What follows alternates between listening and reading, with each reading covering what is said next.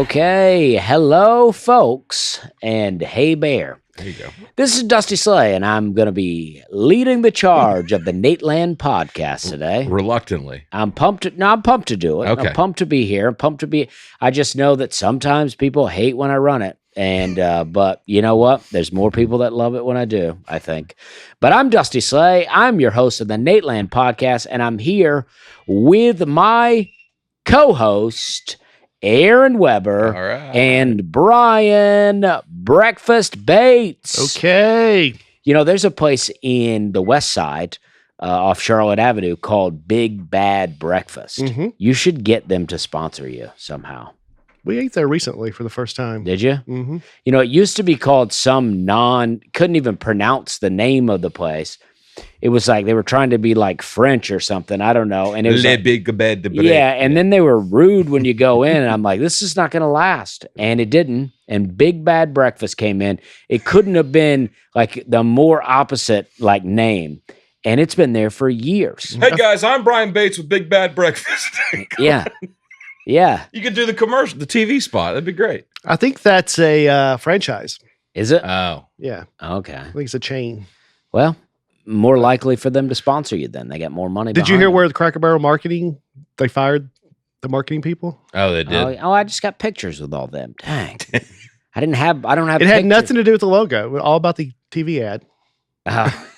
I don't have pictures with a lot of marketing people of corporations, so that's too bad. Oh, that's good. Well, you know, I saw a thing, and I don't know, who knows, but it was a TikTok video of a guy talking about that used to work at Cracker Barrel, and he talked about some of the changes that had gone on in the kitchen, making the food quality go down. And I think that's what happens to places all the time. The more you franchise out, the more you make yourself bigger, the easier it is for you to cut corners here and there and forget what made it.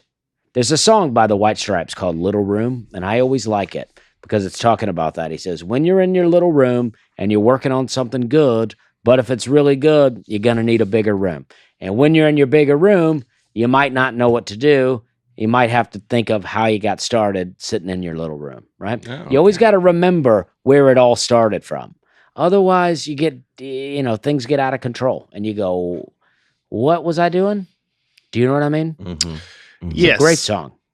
It is understandable. Any Very short business, though, that grows, there's going to be some growing pains. They say customer service issues. In business, if you're not growing, you're dying. I say if you're growing too much, you're dying. Grow a little bit.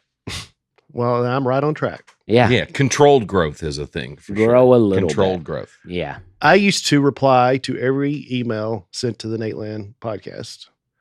Jeez. But now there's so many. Mm-hmm. I can't. I just can't, especially when some people email every week. Yeah. This is what I always tell people that email. I go, I read everyone, and I do. I do too. I always appreciate that people email me stuff, but it is too hard to email back every time. Speaking of, we got a new email address. Can I share that now? I'll share it again later, but yeah, it is mail, M-A-I-L, not M-A-L-E. But since I'm running the podcast, I'll be prompting you guys when to pitch emails. Okay. Just kidding. It's mail at natelandpodcast.com. Okay. Mail, M-A-L-E. I already made that joke, but you were talking over me. Well, I was just piggybacking off your joke. Oh, okay. MAIL at natelandpodcast.com. So if you got comments or questions, send it to that. Sounds great. I'll mention it a few more times. Okay. Thank you. Well, thank you, Brian. Well, you're welcome, Dusty. What I like to do when running a podcast to keep it, very concise and make sure we're hitting all our points at the right times. Mm-hmm. That's why now we're going to get into the Nateland news. All right. Nateland presents the showcase. Season 3 continues to deliver. This Friday, October 10th, tune in to Nateland YouTube channel for the premiere of John Novosad, a very funny comedian from Colorado. And John is a friend of mine, and John is very funny. Yep. He used to go by Hippie Man. He doesn't anymore, apparently. Very funny, though. Mm-hmm. John Novosad, one of my favorites. So do listen to that. I didn't see the set. but I know John is a very funny guy. I believe I hosted that show, and I remember him having a really, really good set. So He's I'm so excited funny. to see him. I love John. He's a Novoselic. guy you hear about, when you go out to Denver, they're like, there's a guy out here who's super funny. And Yeah. I was excited to see him. The first year I believe it was the first year I did the Laughing Skull Festival. I think he won. Oh, okay. Yeah. Yeah, he crushes. Crushes. Mm-hmm. I've had a lot of fun hanging out with him over the years. But do check it out. Also excited. I'm also excited. It doesn't say I'm, but it just says also. Yeah, but I want you personalize to it. know that I'm excited to announce that Nateland will be producing Brad Upton's next special on January 25th. 2 shows at The Den in Chicago. All right. If you're in the area, go grab ticks for that. That's how it's worded. But I say, no matter where you're at, go get some tickets.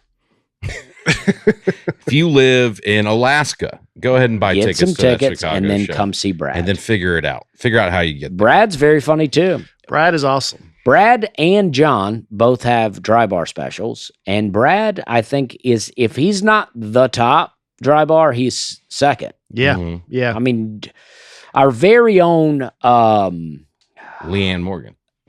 Leanne Morgan, but I feel like Jeff Allen. I feel like Leanne Morgan probably had the dry, and then other things have brought people there. But I think Jeff Allen is probably top dry bar guy. Probably, yeah. Has I think- Jeff done the podcast before? Mm-mm. Our Okay, very own Nashville's own There you go. Yeah, Jeff yeah, Allen. Yeah, okay. I would say Brad Upton's the top. That's what I would guess. Brad Upton may be the top. Jeff's done like 4 of them. I think though. him and Jeff are neck and neck though, Yeah. and both very funny. I love them both.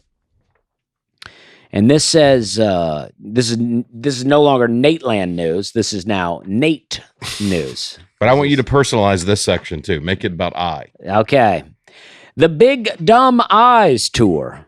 Well, it's hard to because the way it's worded. Nate just wrapped up a handful of sold-out shows in Rochester, Cleveland, and Louisville this weekend. If you're curious about what these weekends look like, check out the tour vlogs that come out every week on the Nateland YouTube channel.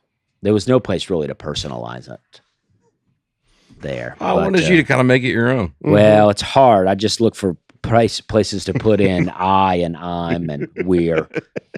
There was no opportunity there.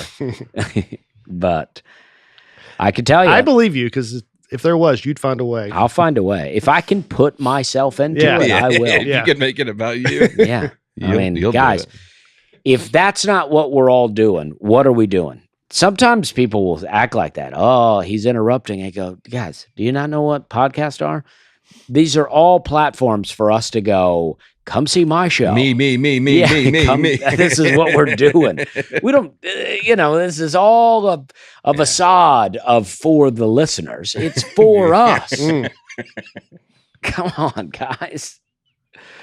I mean, I'm in Wilmington on next weekend. Yeah, I'm in Wilmington and Richmond. This you know? explains my ticket sales. If you want to come see, yeah. I mean, I'm in Richmond. This is just a little dusty news, and I'm in Richmond on October 17th. Richmond on October 18th. Wilmington Okay. October 17th. All It's going to right. be great. Those are going to be great shows.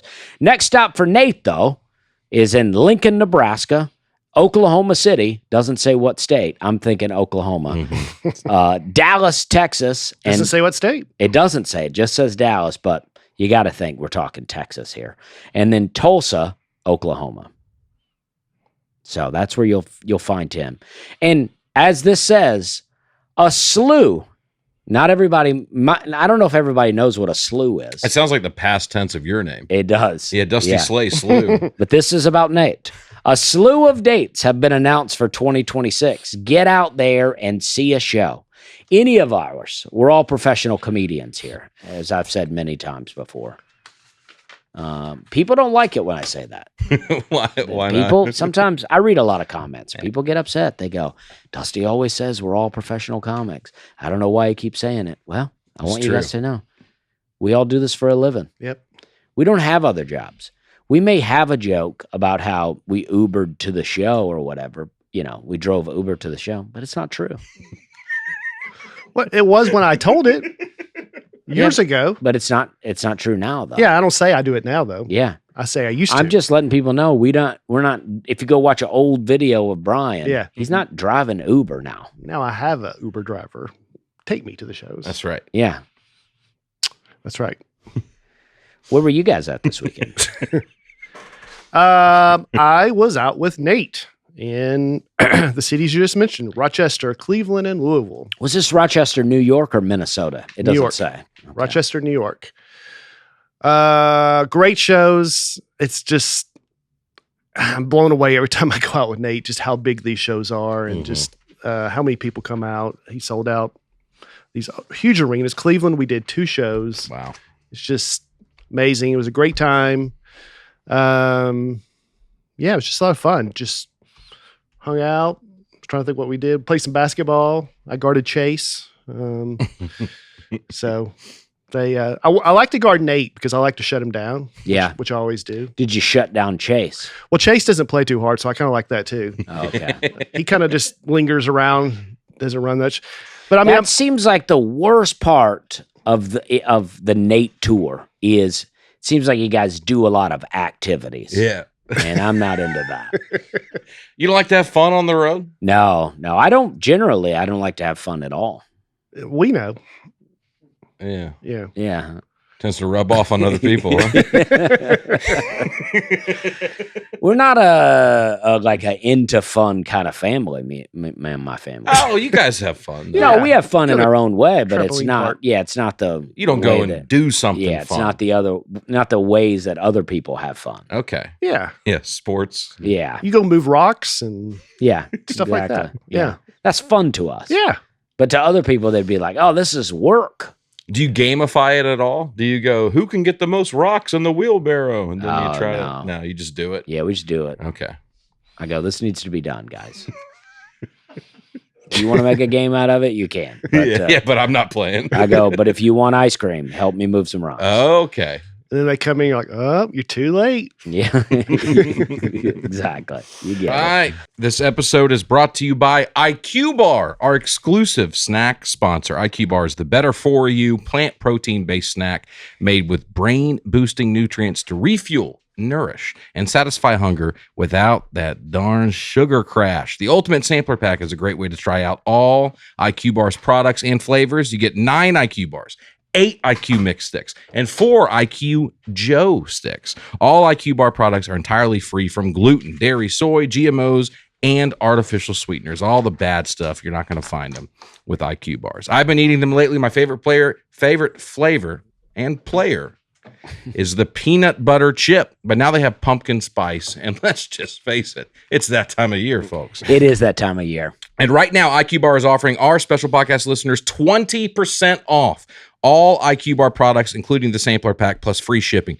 To get your 20% off, text NATE to 64,000. Text NATE to 64,000. That's Nate to 64,000. Message and data rates may apply. See terms for details. Anyway, the shows are, basketball. Nate's security guy plays with a Scott, and he's like a rock, and he's just like. All right, the doors entered the chat. So, he's just like checking me into the wall and stuff. So I'm like, let me just get over here and. Security he plays guy, pretty huh? intense. Yeah, he's intense. Security guy, huh? Things are getting pretty intense out there then. Yeah, he's been out with Nate for a while. Yeah. He's just a body to have Ooh, around. you guys ever have any attacks where this guy has to jump in? No, but I mean, there's 20,000 people. Have you ever seen this guy in action is what I'm saying. No, I've never seen it happened this weekend with me. Is there any guarantee that he can do it? I believe he can. If something happens, I have total faith that this guy will get it done. I think he's the kind of guy, he's looking for it. Yeah. You know what I mean? Well, you got to think all security guys are looking for it. I think a lot of them are retired military, I think, and they're like, I'm just trying to get some action. Yeah. I think he's great because you can tell he could handle the job, but he does not. He's not one of those guys that's just grabbing people unnecessarily. But it sounds like he was roughing you up. Well, on the basketball court. Yeah, that seems unnecessary. No. If you see Brian play, it's a little necessary. This guy is just so well built that just going up for a rebound, if I touch his body, I'm going to go bouncing. Wow. I don't even think he was that aggressive toward me. He's just built like a rock. Anyway. Okay. we had a good time. We played. I'm going to keep going. We played. Nate invented a volleyball game. Okay. Where we didn't have nets, so we put 3 whiteboards in a row. Oh, okay. So you can't see the other team. You just see the That's ball coming over. That's kind of fun. And if that's not crazy enough, then the next game he said, let's play with 2 balls where each team serves at the same time, which just got ridiculous. Is But Nick Novicki playing with you? yeah, He's playing volleyball? yeah, and basketball. Okay. Yeah. Yeah. I knew you played basketball, but volleyball feels Why like would you think he couldn't play? Well, I think everybody knows what I'm talking about. He was great, wasn't he? He, Why could he not hold his own, you think? Why would you say he could hold his own? What would prompt you to say that? Well, he has vision problems. That's Oh, mostly what I'm okay, talking okay, about. all Because right, I know keep- he's got poor eyesight. Okay. Well, in basketball, he has a rule where on a rebound, the ball has to hit the floor 1 time before you can grab it. Oh, okay. And that's a great rule because it really evens the playing field. But it's too much advantage to I was playing against him, and you just instinctively, if the ball comes off, you're going to try to catch it. Yeah, it sounds like it's rigged for him if it's off the ground. Now he has the advantage. And you probably can't bend down far enough as low as he is to get a rebound. Well, the ball Off bounces, off but the bounce. Yeah, Yeah. I'm saying he's down there by it. yeah. So, All right. all right. Where were you at this weekend? Well, you guys are. I like That's that. how my dad ends a phone call. Listen. Brian Once goes, he hears what he wants to hear, he goes, "All right, bye bye." he goes, Nate invented a volleyball game, and then he chose a different thing for the net. No, don't disrespect Nate Ball. There's 2 balls Yeah. involved. Yeah, This is a whole different thing. yeah. All right. How'd you guys keep score? Very difficultly. Every 5 minutes, you ask Nate who you think is winning. Yeah. What about you, Aaron? Where were you at? I was in Atlanta, Georgia. I had a couple things. I had a corporate gig in the Outer Banks of North Carolina. Ooh. I took Jay Flake with me. It's Stand Up for Strays. We're trying to help stray dogs. Gosh. You know, if they didn't breed and sell dogs, you would not have to do this. Well, I don't know. I don't think they're in favor of this either. I think Yeah. they're just trying to help animals that are on the Yeah. street. It's a good organization. It was a good group of people. We went and did that gig. Nightmare to get to. Went by Kitty Hawk. I wanted to see the Kitty Hawk Memorial. Mm-hmm. Do you know that was on the beach? You told me last week. The first flight was on the beach. I Did don't you know that? Doesn't that I kind of don't think change the way you? Yeah, think but I don't about it? think I believe that first flight narrative. The Wright brothers. You don't think they did I the don't- first flight? No, I don't think so. What do you think happened? I don't really have a theory on what happened. I'm just not. I don't. But you buy it. agree that we're flying now. Yes. So there was a first flight at some point. At some point, yeah. Just not. I don't believe it was. Yeah, these guys and He thinks Columbus was like, oh, look at these I was, people of God. I was corrected on that in the comments, and then I dug a little deeper, and I still don't believe the Columbus narrative, but there is no evidence of Indian meaning that people Okay. of God. So, Mhm. I will admit when I'm wrong. That guys, came but later. You just have to prove that I'm wrong. You know what I mean? Yeah. So you were Kitty Hawk. Kitty Hawk came back, and then we were in Atlanta, Georgia last night at the Helium with Mike James. It was Is a it great the show Helium? at the new Helium. Oh, how It's was in that? Alpharetta. It was unbelievable. I've never been. I'd love to go. It was great, dude. Yeah. But you don't say the Zanies. That's a good point. Yeah, Well, you you're might right. say the Zanies in Chicago. Mhm. But he said at the Helium. Oh, At Helium sounds. I don't know. Sounds like I'm missing something. it does say the Helium Comedy Club. Do you say at Funny Bone or at the Funny Bone? You would say. I think the title is the Funny Bone. I don't think these in the Maybe- title. Okay, I think you're right. Maybe Helium is the Helium Comedy Club. It might be. Well, either way, it was a fantastic show. Thank you to You say everybody. the Eagles or the Eagles? Go ahead. Sorry. It's just Eagles. I know. Thank you to everybody who came out. Great show. The drive back was one of the toughest drives of my comedy career. I drove there and back. You know, it's 4 hours. You're driving to Atlanta. You got to drive through Chattanooga, which is sneaky one of the worst cities to drive It's through. bad traffic. through It's there. off. No matter Yeah. what time of day, it's awful. Yeah. So it was like 4.5 hours to get down there. We did the show. We left. I didn't get home till 3 a.m. last night. Jeez. 7 p.m. show. We were on the road by 9, and I didn't get back till 3 And you a.m. gained an hour. You picked up an hour coming back. I know. We're taking these back roads, and traffic just stopped, flashing lights, and we sat there for about an hour waiting for traffic to move. Where like everyone's out of their car, walking around, and then we didn't have cell phone service. So we were like, I don't know, should we just turn around and just shoot from the hip and try to find an alternate route? And finally, after an hour, we were like, yeah, dude, we're going to be here all night. If somebody died up there or something, like they're shutting the road down. But still clean it up. That's what I always say. I'm like, it's unfortunate that a bad wreck has happened, but let's try to open up the road here. Yeah, I agree. I would have liked something to happen. Yeah, let's try to open it We up. saw a tow truck go up there, and we were like, all right, I think we're in the clear. And then it was another 40 minutes before we left. We turned around. We found an alternate route, but it added like an hour and a half. And then we get to Chattanooga. Traffic stopped again in Chattanooga. It was like, and then Mike James just fell asleep in the car, so I don't even have anyone to talk to. So the worst part of that whole thing, the first stop, The show. was that the show was, of course, awful. Is that I didn't have service, but Mike had Waze up on his phone. Yeah. And we were trying to just work off that with no internet, but he had Nate's voice on Waze. So I'm like getting so annoyed trying to find other turns. And Nate just keeps going, hey, take a left at the next roundabout. You know, you're doing good, buddy. I was getting so annoyed with him. That's funny. We finally got back out to the interstate, but it was a heck of a time. I've never been a fan of Waze like that. Like Google, I feel like, and I don't know, I've not used Waze in a long time, but one time I had a situation. Because what I'll do sometimes on Google, if I'm encountering traffic like that, they may not give me an alternate route, but I'll zoom in on it and I'll find roads and I'll work myself around. But I couldn't do that with Waze. It didn't feel like Waze had it. Now, again, this was years ago. It could be better now. But it didn't feel like Waze had it mapped out quite as good as Google. Google owns Waze, so it's the same. Is the it? same data. Oh, okay. Yeah.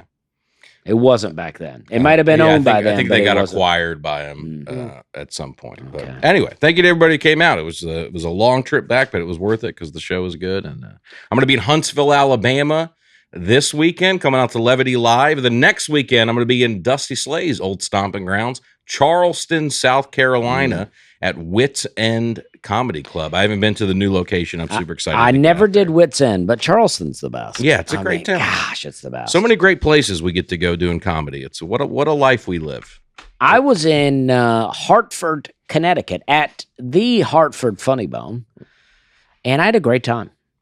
It was really fun. Did anybody else come to buy tickets, or were you happy with? I was happy with the turnout. Okay. Yeah, I mean, Zach You were Townsend was there encouraging with people me. not to buy Yeah, tickets. Yeah. I said don't do it. I got all the people that I want here, and we had nice 3 shows, and no, they were great shows, and so I was very happy. Great. I bought a Super Nintendo and a Nintendo 64 at the mall. Oh, really? At the I mall. went into the mall. That's where the Funny Bone is. I know, but what store sells? It was just some gaming They got store. these gaming stores where you can go and get. And it was like, Vintage? and if they might have been running a thing to make you think of scarcity, but they had one Nintendo 64 and one Super Nintendo. No, they're tough to. They're in demand. And that's why I was like, oh man, I bought them both. I Yeah. go, let's go. And I got Mario Kart There you go. for 64, and I got GoldenEye for 64. Yeah. And then I got Super Mario Brothers for Super Nintendo. All right. I'm looking for Ken Griffey Jr. baseball. Yeah, you can get that. And then I want, Smash Brothers for 64. You can And get then I'll these on watch that. eBay. They have like Yeah. just like bootleg copies of them that Yeah. are super cheap. I like McKay's bookstore, though. That's where I want to go check it out. McKay's is the selection of N64 games is going to disappoint you. Well, I You like got a lot of McKay's, people though. like you going in there and buying up all the good Well, stuff. I'll go in there and see what they got. And then if nothing else, I'll pick up some DVDs that I don't need.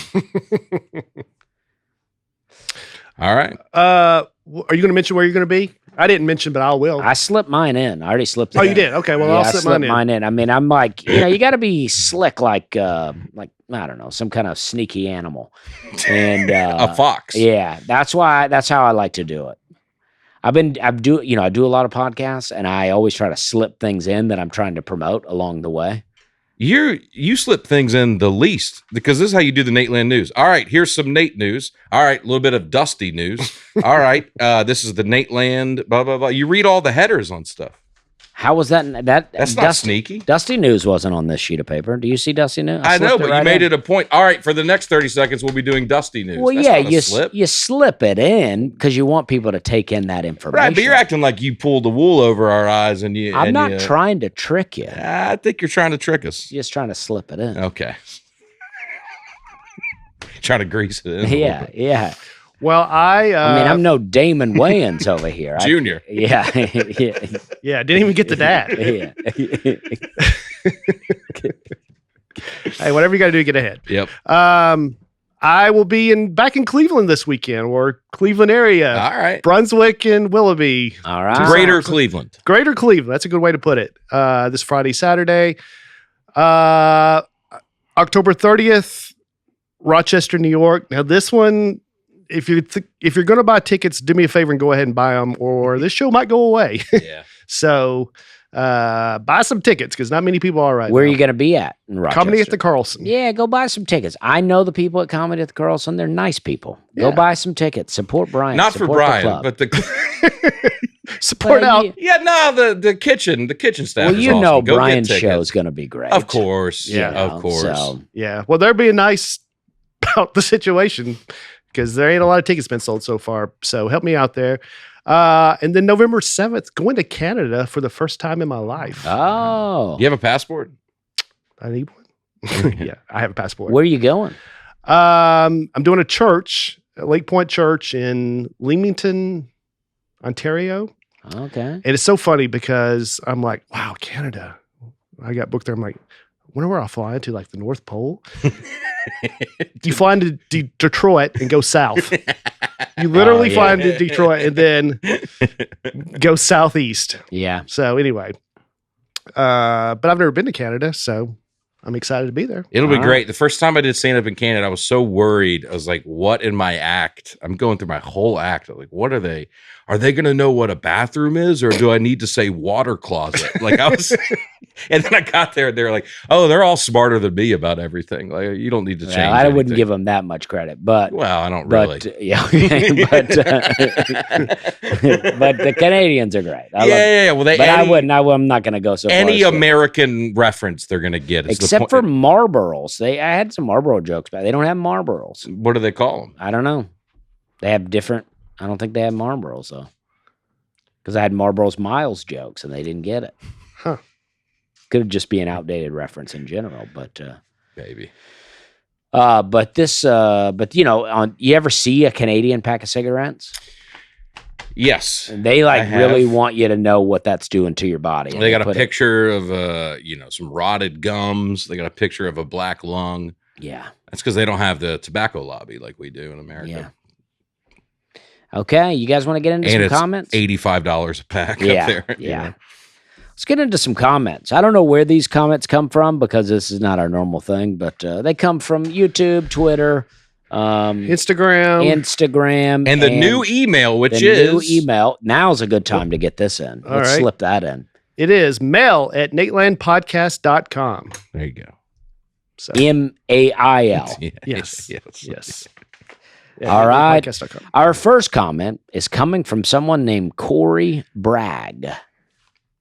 Aaron was on a heater this episode, All right. having Dusty locked up laughing about Damon Wayans greasing him was Junior. Damon Wayans greasing him was hilarious, and then he follows up with calling Stroop useless Rain Man and gets him laughing hysterically. Funny stuff. Great episode. Thank you, Corey. It's nice to, for people to just let me spread my wings and fly every now and then. I feel so weighted down by the other people at this table usually that when I get a green light to just be myself, I mean, you'll see what happens. Well, Aaron's a great comic. I've always said that. Professional comedian. He's a professional comedian and very funny. Well, thank you. Brian gets all the credit on this podcast for the all the jokes. I mean, everybody's like, "Oh, Brian's That a deserved genius." more. And but Aaron's very funny too, Well, thanks, man. and a nice guy. Well, all right, let's move on. Okay. It's getting uncomfortable. Thank you. Usually the compliment Aaron gets is, "What a great laugh." Yeah. Good laugher too. It's nice to Good cause a few style. laughs Look at on this it. shirt. That's a nice shirt. Thanks, dude. JC Penney. Oh, can I give a shout out to my shirt? Yeah, that's a at good this. shirt too. This is the Batesland. This is from Blake and Mandy East. They say we're big fans of breakfast and all of the guys on the podcast. Never miss an episode. Thanks for coming to Brookhaven. I was in Brookhaven, Mississippi a few weeks ago, and she brought me these. It's a great shirt. Thank you. So, It says Batesland. Hello, folks. if you're listening. I appreciate them bringing me a shirt last time I was in Mississippi. Okay, next up. We don't make V-necks, so we couldn't help you out. Christian, another great one by Aaron.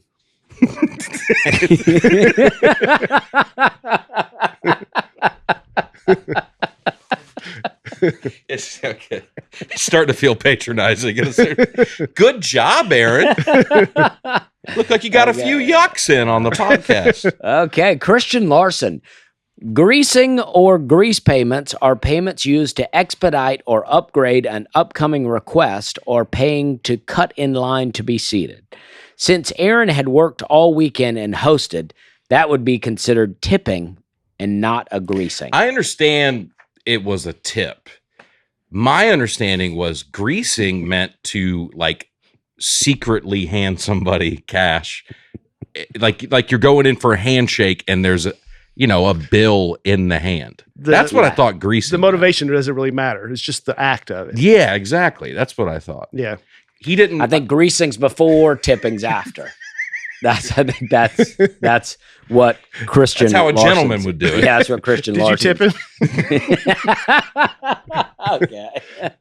All right. We're having a good time. Drew with no last name. I'm an extradition agent. That's why you can't put the last name. Oh yeah. It sounds like he has a real important job. Yeah. I'm an extradition agent, and yes, Aaron is spot on. We do transport inmates on commercial flights. It is always done discreetly with the restraints covered and the agents in plain clothes so that it doesn't cause a disruption. Only the flight crew and airport authorities are aware. We board first and sit in the very back row. This is very common, and you all have more than likely been on a plane while an extradition is taking place. I was thinking about this weekend when you on a Southwest flight, you're like, dude, anybody on here could be a criminal being transported, Well, I appreciate that they sit in the back, though. If you're going to board argue first, that's why I know that I haven't flown with one, because I'm usually in the back on Southwest, sitting in the middle seat. So unless he's there and the inmate's here and their arms are locked across me, I don't think I have. Besides I'm joking. But besides all the I'm joking. Because I would think you would be A-list preferred by now. I'm A-list, but not A-list preferred. But there was a time where I prefer you not be. They prefer me not even fly, but I keep coming back. That'd be great if Southwest gave me A-list preferred with another airline. Yeah. Hey, we prefer you head over to Delta. So would I. But I forgot. I had another point, but I can't remember now. Oh, yeah, all the pre-boarders. Yeah. I mean, all the people in wheelchairs and stuff on Southwest, they get on with this inmate, and it's already half full because of all the people. This is what I hate. Like sometimes. Finally, something Dusty hates. Let's hear it. The people that pre-board, sometimes they'll be in wheelchairs, right? And then they sit at the aisle seat. It's like, now I got to make this old lady get up. Well, don't sit on the same row as I actually never do, but other people have to make her get up. Okay. So you hate it on behalf of other people. Yeah. Okay. That's very principled of you. Yeah. Because I don't like a window seat. I'm an aisle guy myself. You don't look out the window? No. I do if the window's open sometimes, but I've seen it.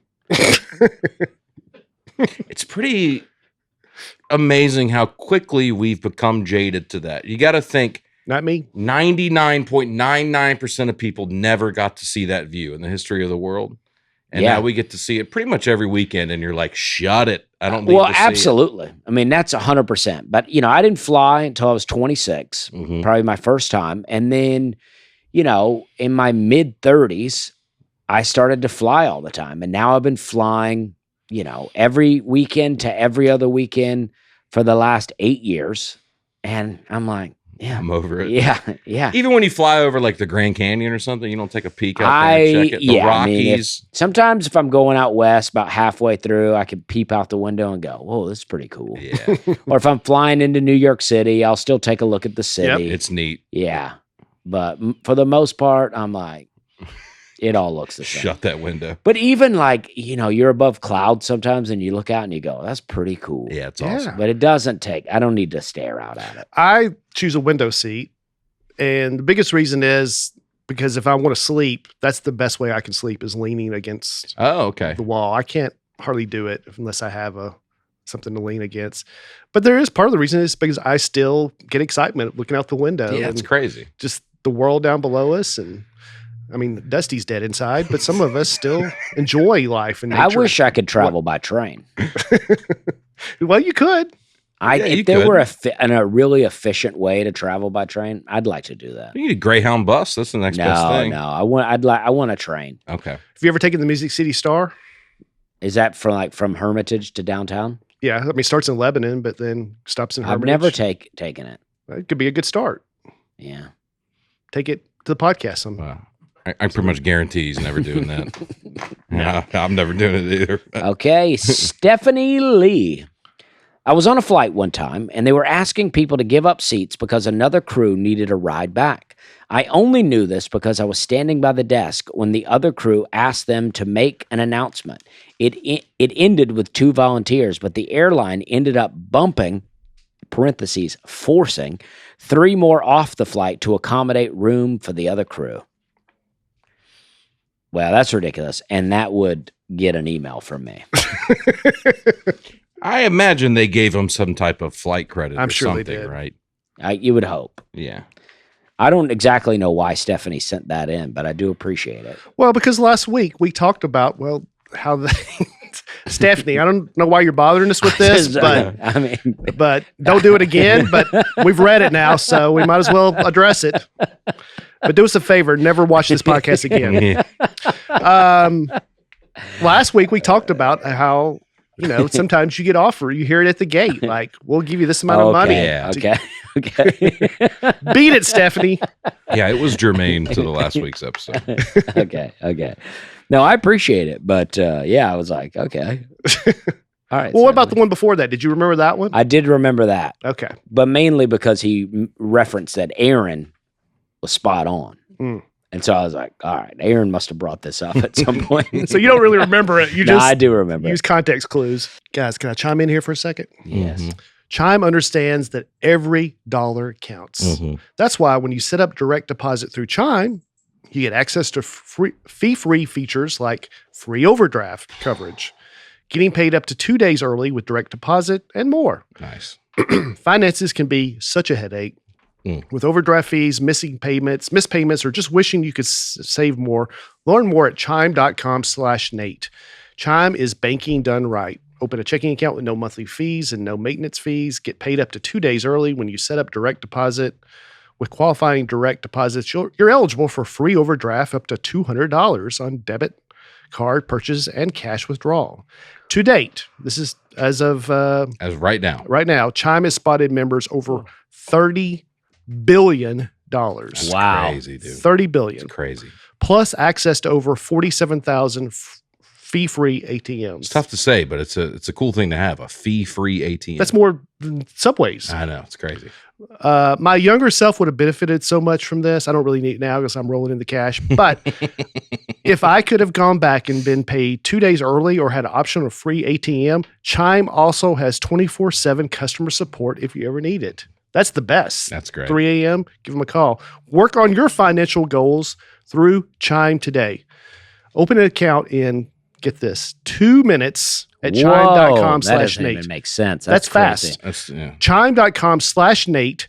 Chime, feel the progress. Wow.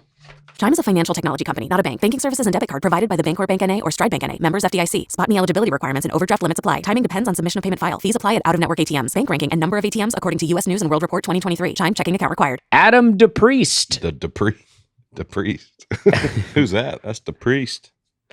I've never considered a handicap stall as handicap only, just as an ADA compliance for the establishment. Okay. I agree with Adam. Yeah, I do too. I've always felt this way, and this is no disrespect, but we all have to wait for the bathroom sometimes, right? So it's like, if a person that's handicapped has to wait for a second, then it's like, yeah, well, we all have to wait sometimes. What I am against is people sitting on the toilet in public on their cell phones. I want to go, hey, we're out here, guys. Wrap it up in there. This is not a time to... I disagree. I think once you're in there, it's yours for as long as you want to be in there. Oh, no. You got to keep it moving. It should be like a... How do you recommend they enforce that? I don't know, but... Like at the car wash. If you want to stay in there longer, you got to put more money in. Okay. Get some extra time. This is an idea. There should be a switch on the door that you could go, and if there's a wait, you could go and flip the switch to let people know that there is someone waiting. And then you go ahead and wrap up because it's like, if I'm in there and I don't know anybody's waiting, I'm like, yeah, I'm killing some time in here. It's not a big deal. But if I know someone's waiting, now I can go ahead and wrap So you can put a switch in, or if you're staying out there, you can just go. Well, yeah, but at the airport, for instance, there'll be a line of dudes waiting. Always in Nashville. The Nashville airport, there's always a line of dudes waiting to poop. It's pretty bad. And I hate standing in that line because now I got to poop too. And I don't need you knowing that I need to poop. Dusty Slay. Yeah. I got to do it and I want to get in there. But I feel like sometimes no one will knock. So we're all lining up and the people inside may not know people are waiting because no one's knocked. But you don't want to be knocking for a third time. Just put your shoes a little bit under the door. So yeah. They should put a Ring doorbell outside of every stall so you could just see who's out there. I think the switch thing is not a bad idea.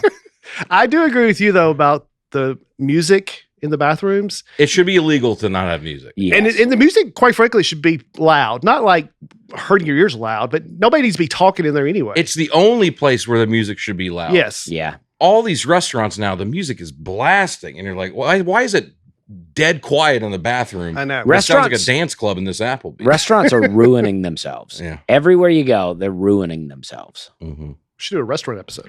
We should. Except Whataburger. Keep going. Terry Nagel. When I make a reservation for dinner, I always say we have one more person. If we have 5 people, I say we have 6. So we have enough room at the table. And then you go, oh, Bobby didn't show up again. Oh, so Terry's a liar. You think it's a good idea, though, don't you? I don't like it. No? No. Don't.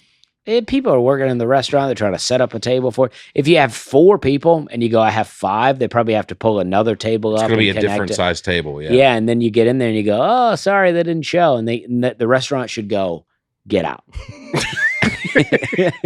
These restaurants are ruining themselves. They should be kicking people out of the restaurant. Get out, Terry. No. Take Stephanie Lee with you. No, but I don't like this from Terry. Now, I like Terry. I respect the strategy, Terry. Even if it's a little bush league, I respect the strategy. Like, how big are Terry Nagel's friends? I was about to say, there's probably one in the group that could count for 2. Maybe that's it. If that's the case, Terry, I'm sorry I've said these That's things. where you go, look, we reservation for 6. It'll only be 5, but you'll see what I'm talking about. Trust me. And me. then when you get there, the host looks at you and goes, Terry, good looking out, bud.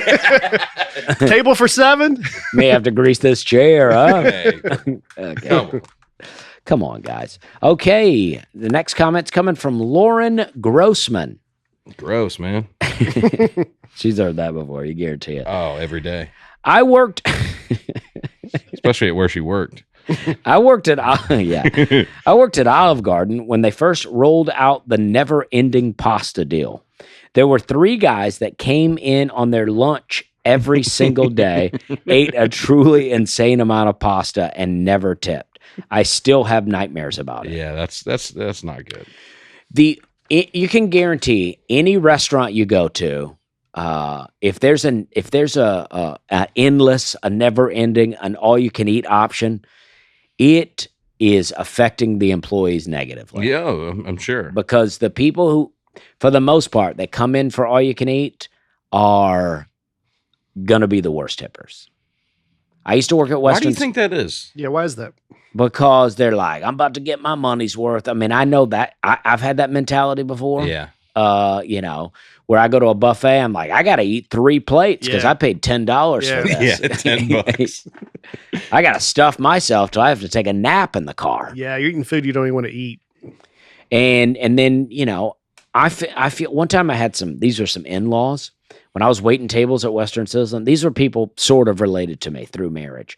They came in, and one of the guys was like my cousin, basically. He's around my age. And the other people were his parents. And he left early. And when he left, he put a $5 bill on the table, right, as my tip. And I didn't want to take it until the rest of the family left. Of course. Because I don't want to be rude about it. But I thought, oh, great. Because at Western Sales, a $5 tip's really good. Sure. So I thought, well, great. He's left $5. They're going to leave more. I'm going to have a great tip. Not only did they not leave more, but they took the 5 and left 3. They made change. They with made it? change off their kid. Wow. Yeah. Wow. That's how people are getting treated at all-you-can-eat places. That's dirtbag behavior for Yeah. sure. Mm-hmm. Yeah, I never cared for them. Gross, man. Okay. Yeah, that's a gross one if I've ever seen it. Okay. Chase Kyo. I feel like it would be pronounced like that. Kyo. Yeah. Okay. Everyone deserves a #1 championship trophy. Let's start over. Everyone deserves a Start number over one. at the name, too. Chase Kyo. Everyone deserves a #1 championship trophy after dealing with a season of parents yelling at the officials and losing their minds, embarrassing everyone. A heroic act of patience and calm during parental hostility is worth celebrating. I agree. Well, sure. But are the parents yelling at, are you saying give the umpires a trophy? No, I think the kids. Are the kids getting yelled at too? I think they're just dealing with their parents, yelling at them, yelling at the coaches, yelling at the umpires. They're dealing with a lot of adults embarrassing themselves around them. Like, all right, since we've established before, there's 10 years between all of us, Yeah. right? Mm-hmm. When I was growing up, I distinctly remember that there was one dad of the whole league, the whole rec league, as we would call it, 10 teams or something, who would lose it. Yeah. I thought you were saying only one of the kids had a dad. No, I no. was like, this is a crazy league. they Yeah, played in. yeah. There was one dad that would lose it. Yeah. And just had a reputation for being. Yeah, but everybody else was cool. I don't remember parents really losing it out there. But I think the point is it's gotten way worse Yeah, since that's why I even we wonder. were kids. But 10 years later, I had a little bit of that. I knew a few parents that were crazy. My T-ball coach got forcibly removed from the league when I was 5 or 6. and I imagine when you were, they weren't doing it at all. People were probably very nice. Well, they were wearing suits to the games Yeah. back then. I mean, And hats. yeah, top hats. Yeah, top hats. Yeah, I mean, we continue to become a less respectful place to live at all times. Was it an integrated league? At Lebanon, you couldn't tell. Dusty was 26 when he first flew. I was 26 when I met my first black person. No, I think it was about the same. Yeah. There was, Yeah. Maybe more than one, but it wasn't like an epidemic like it is now. Yeah. For me either, There was one. I don't want to say his name because because he listens. Yeah, he may. But I remember the one dad, and I was like, oh. You remember his son? Yeah. Well, that's Was what he, I mean. he was embarrassed by it. I think so. Was he a bit of a hothead too? I imagine. Was his that's last name passed down. Stroop? No, Yeah. close, but no. No, not close, actually. Yeah. Okay. Andrew Lawver. You think that's right? Lawver? LaVey. LaVey. Oh, Andrew LaVey is actually like the father of Satanism. Oh, okay. Anton LaVey. Well, let's I'm go sorry. Laver then. Yeah. Anton LaVey. Look him up, learn about him, and don't do what he's telling you to do. Okay. Breakfast asking Dusty, did you have crackers or barrels in your house? And Dusty responding, We had a whole house full of crackers going over everyone else's head was classic. Thank you, Andrew. I spit out my coffee laughing and then was upset no one else at the table heard. I'll be seeing you in Elkhart, Dusty. Well, thank you, Andrew. I appreciate it. I mean, listen, I have a lot of highbrow humor that is missed by so many people. It is truly a shame in general what people are missing. I can see that. I'll just speak for me. I heard it. I don't like to entertain racial humor like that. I don't like to debase myself. You know what I mean?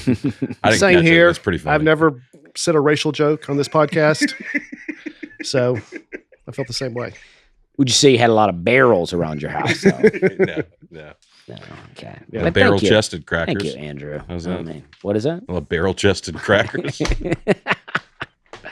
That's a good one. Yeah. Big bad breakfast. Brent B.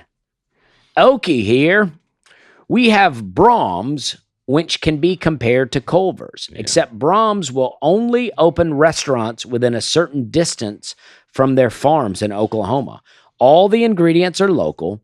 They make their own milk, buy local wheat and beef, etc. Most Brahms also have a grocery store in them so you can buy their milk, butter, cheese, and other products. It's a beautiful thing. Brahms is great. I don't know if you've been to one. I had no idea. Oh, Why am I just finding out about Brahms now? You've driven by them a lot. Many I'm sure, times. yeah. I had no idea that was going on. I bought their milk before, Brahms milk. It's good Thank you, stuff. Brent. I mean, my goodness. Brent I had B. no idea, Brent B, what was going on. People agreed with you about Chick-fil-A and Whataburger and how they've changed. Yeah. There's a lot of Dusties out there. Too many. I'm going to be honest with you guys. The things I'm saying make sense. And the moment you get on board, your lives will be enhanced. you start. You live in denial Yeah. of the truth I'm speaking out here. You guys live in denial of it. Yeah. Wake up, everybody. But I'm happy. Thank you, Brent. I'm happy to learn. I like to think that Brent's last name is Brahms, Brent Brahms. And he went ahead and he's like, let me go ahead and drop some knowledge on you. It's probably not true. He just wants to sell his company. Yeah. Do you think this is Josiah or Hosea? Josiah. Josiah. Okay. Well, you never know. Josiah Day. Dusty says no one wants to watch the halftime show. Meanwhile, the 11 most watched videos on the NFL YouTube channels are all halftime shows. More people watch that than any game highlights. Let me fill you in on something, Josiah. Let me fill you in on a little part of the world that you might not be familiar with. There's a percentage of us people out here. We all think that the halftime is satanic and full of rituals. Maybe the performer themselves is not doing it, but we think it's full of rituals and symbolism. And we like to go in there and try to find it and pick it out and show it to other people. You saying a lot of those views are from people analyzing the Absolutely. video? Okay, yeah. Okay. We're in there, we're watching it, we're going. Whether we're reading too much into it or not, we probably are. But we like to go in there and we go, nope, she flashed the devil horns. No, it's a red dress. That's something. You're drawing circles on it like John Madden? Yeah, I mean, we like to get in Now there. here's a girl. But you're right, though. On another hand, if someone's a Katy Perry fan, but not a football fan, they're going to go, oh, let's see what Katy Perry did. There's also sports, as great as sports are, it's not rewatchable. You don't want to go back. There are very few games you want to go back and rewatch the game because you're watching the game live, and you can go back and rewatch these halftime shows, and it's the same. I'm on a mission now. I'm not going to reveal what it is. I got a new mission. It hit me today about the halftime show. I'm on a new. I'm not going to reveal it. You're going to do your own? I'm going to tease it. I mean, it was pretty obvious to me last week. You don't like these recent acts because you don't know who they are. The last one you said you liked was Eminem and Snoop Dogg because that's the last one you knew who they were. Mm-hmm. You're just an old man that's get off my lawn. I think that one was okay. That was the last. But to be honest, I don't know that I've liked any of them. But I think you said this last week. What was the last concert you enjoyed? I forgot who I saw, but I saw them at the Ryman. It was my friend Evan Burke's favorite band, and it was, I don't know, can't remember their name, but it was great. What if I All right, let me say this, though. Okay, I go think ahead. you said this last week, All right. that the halftime show basically started because Mad TV did something at halftime, right? Yeah, in living color. In living color. Yeah. They did something at halftime. I'm like, so the Super Bowl was like, we got to steal those views. We can't have retain them. We can't have other people capitalizing Right. on what we're doing. So I think we got to take it back. We got to take the power back. And do what? I think everyone should do their own halftime show. Every station? And now just everybody. Just as many people. It's not about getting our own views. It's about taking it from the NFL. Okay. Until the NFL does something more family friendly. Okay. Uh-huh. Because I think the family and people gather together for the Super Bowl. I think you should give us a more family friendly halftime show. Yeah. Yeah, I get that. You can also just choose as a family to turn the channel and watch something else, right? That's what I'm suggesting. Let's create that entertainment. What would it be? Uh-huh. You could just like go outside for 20 minutes.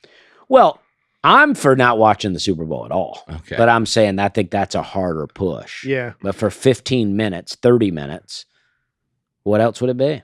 Yeah, I'm guessing before the Super Bowl halftime show became a thing, they just did highlights and analysis in the like studio. a normal halftime. Yeah, in the studio. For 15 minutes.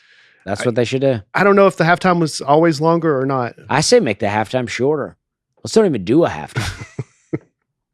Treat it like a quarter. Yeah. Yeah. Commercial break, and that's it. Yeah. I just think, though, it's like, they've had, not all of them. To be honest, the last couple that I've seen have been less ritual-like, But there's some early on ones that were like, the Katy Perry one was pretty wild. Mm-hmm. Madonna had a pretty wild one. And I'm like, no, thank you. Mm-hmm. No, thank Let's you. get a little Jesse Daniels. Well, yeah, Jesse Daniels should do the halftime Yeah. show.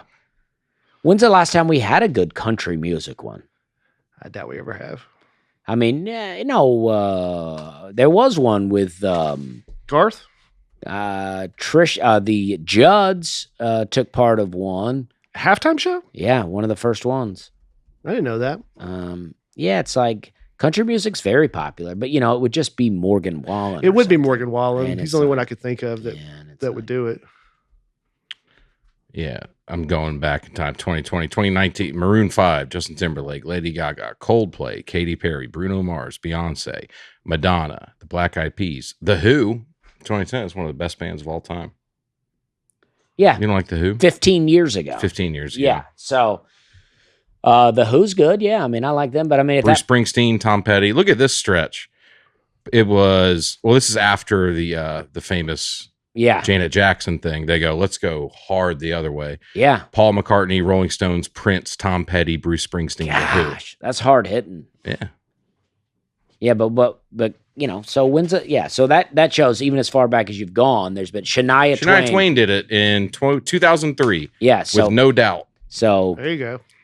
And and Sting. Shania Twain's barely country. I So know. She's about the only one I could think of I think one of the first ones though. was the Judds. I think so. Yeah. A couple of people in the Judds. Because somebody said something, they sang this song, Love Can Build a Bridge, Mm-hmm. and they thought it would be a good, There it is. yeah, 1994, Clint Black, Tanya Tucker, Travis Tritt, the Judds. that's Tanya Tucker, though, by the way. Tanya. Tanya, In yeah. Atlanta. Yeah, so look at that. Almost over 30 years ago Mhm. since we've had, It's the last time country was good, well, right? that's yeah. All right, here we go. Josh Stringer, last comment. Is it Josh or Yash? I think this is a pretty strong Josh. Okay. You never know, though. There is a Joshua kind of thing. Great episode, but this was heavy on breakfast making weight/food jokes about Aaron. Listen, Josh, we talk to Brian about it off camera all the time. We go, stop hammering Aaron about his weight. He won't listen. All right, here we go. I'm keeping going with the comment. I've listened to almost every episode. Maybe time to get some new material. I felt for Aaron this time. He even seemed to get tired of it, but was a good sport. as always. Wow. Thank you, Josh. I don't Maybe remember. maybe if he was less of a good sport and more good at sports, he wouldn't have the rate. Okay. All right. That's good. That's pretty good. No, Aaron, That's good. It's good to see you get one in. Buddy. yeah. I want to issue a public apology to you. Okay, I'd love to hear it. That was it. Like Dwight Schrute. I state my regret. Yes.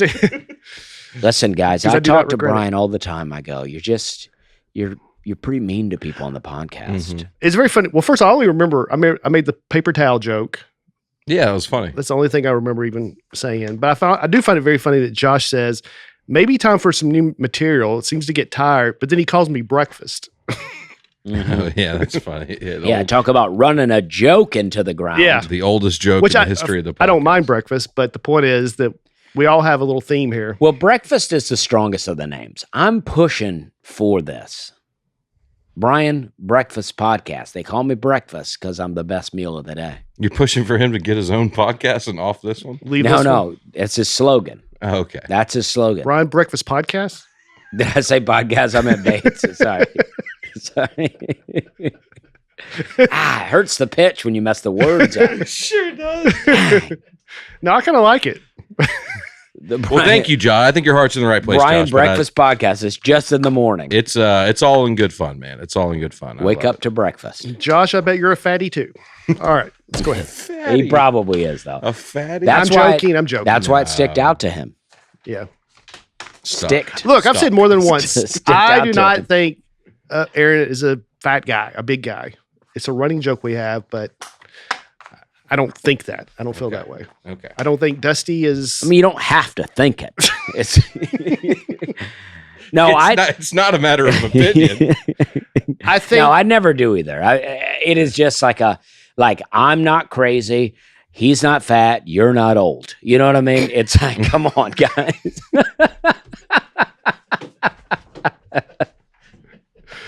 Aaron. I saw Aaron reply with that in a comment once. He was defending us. Somebody was kind of doing this, and Aaron was like, "Yeah, dude, I'm fat. Dusty's weird. Nate's dumb. Brian's old. Just we all have our thing." I'm like, "Well, just leave us out of it. How about that?" I'm saying. I think I was saying that everybody takes their fair share of stuff I think I take more than my fair share over the years. from us on the podcast. Well, at least when Nate's here. Oh, yeah. Well, when Nate's here, it's a whole different situation. Yeah. Yeah, that's out of our control. Don't bring us into it because we're on a podcast with this I guy. don't even know who that guy is, really. Yeah. Just let him do. He shows up, and I go, "You do whatever you want." Yeah. It's all in good fun. Delete Me makes it easy, quick, and safe to remove your personal data online at a time when surveillance and data breaches are common enough to make everyone vulnerable, even you. Yes, you, Dusty. Delete Me does all the hard work of wiping you and your family's personal information from these data broker websites. I've said it a million times on this podcast. These are the worst people on earth. These are scumbags. They take your info and they sell it to the highest bidder. Can you think of a worse thing to do to somebody? I can. I hate a data Delete broker. Me is just a one-time. It's not a one-time service. It's always working for you. It constantly monitors and crawls through the internet, removing your personal information that you don't want out there. The New York Times Wirecutter named Delete Me their top pick for data removal services. I like to keep my private life private, other than, where I am at any given second. It's very important to me. Nate and Laura have been using Delete Me way before they were a sponsor of the show, and you can quickly become a victim of identity theft, harassment, and doxing. We can't even find but Nate these days. That's what I'm saying. He Yeah. deleted us Yeah. from his life. Take control of your data and keep your private life private by signing up for Delete Me, now at a special discount for Nateland listeners. Get 20% off your Delete Me plan when you go to joindeleteme.com/Nate and use promo code Nate at checkout. The only way to get 20% off is to go to joindeleteme.com/Nate and enter code Nate at checkout. That's joindeleteme.com/Nate, code Nate. All right. This week. You guys excited? I am excited. Yeah, because we actually don't know the topic, I don't think. No, he texted us about it And already. you complained about it. Okay. No. He liked it, right? Because he picked it for him. I did pick it for him, but he Yeah. still complained about it. But anyway, I'm joking. Kind of. The topic is Connecticut. Oh, everyone's state favorite state. of Connecticut, the show me state. Yeah, that's right. I meant to look up how many states we've done. It's people still email and say, when are you going to do whatever their state they live? We're going to get to them all eventually, unless Nate cancels this podcast. But When we started doing it, I think the thinking was we're going to do all 50 in a row. Yeah. And that was 5 years ago. 5 years now. ago. This is the first one we've done in months, but we're doing one today. The state of Connecticut. Where I just was. I was Yeah. just in Hartford. And Zach Townsend, our friend, is from there. Manchester, Connecticut. I didn't know that. That's where the comedy club is. Yeah. I thought he was from Florida. He moved to Florida after that, but yeah. Yeah. Wow. Okay. Well, I was about to say I don't know anybody from Connecticut, but Zach Townsend. Yeah. Kevin Nealon grew up there. Okay. Tell us a little about the state. What's it got going on? All right. Do you guys know the capital of Connecticut? Hartford. Correct. I don't think I could have told you that with much confidence. What else would you have thought it was? Connecticut City? Bridgeport. Bridgeport. I might have said Bridgeport. I probably would have guessed Hartford, but I wouldn't have been confident. Is Connecticut the most annoying state to spell? Yep. I was going to bring say that up so. too. I'd say so. Because that C, Yeah. it's Connecticut. Mississippi and Tennessee are tough because you got like these. You're like, is there two S's? Is there two? We probably have a little regional bias because Yeah. I grew up learning how Yeah. to spell those. MISS, M-I, crooked letter I, crooked letter I, humpback, I. Yeah. And there's none of that for Connecticut. Yeah. I Googled toughest state to spell, and it said Connecticut and Massachusetts. Massachusetts has to be Oh, up there yeah. too, yeah. Yeah. I forget That that's C a gets state. you. Connecticut. Yeah. Connect, I cut. Right? Yeah, I guess so. Yeah. Is One that T it? at the end? Connect, I cut. Yeah. Oh, that's great. That's probably how it's supposed to be spelled. You connect it, I'll cut it. That is how Connect, it's I spelled. cut. Yeah. He meant it's supposed to, you're supposed to say it. Oh, how you're supposed to pronounce it? Yeah. So Hartford's the capital. They had two state capitals for about 170 years.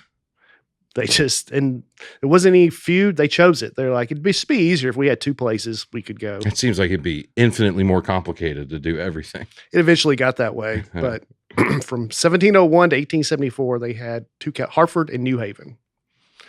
The largest cities in Connecticut, the top four, all pretty close. Number one, Bridgeport. Bridgeport, the biggest. Interesting. Bridgeport's probably the city in Connecticut I've spent the most time in. And I think it's fair to say Bridgeport has its problems. I've never been I to Bridgeport. did the Stress Factory there. Mhm. I had a fun time at the club. I'm not a huge fan of the city. It's a tough city. Yeah.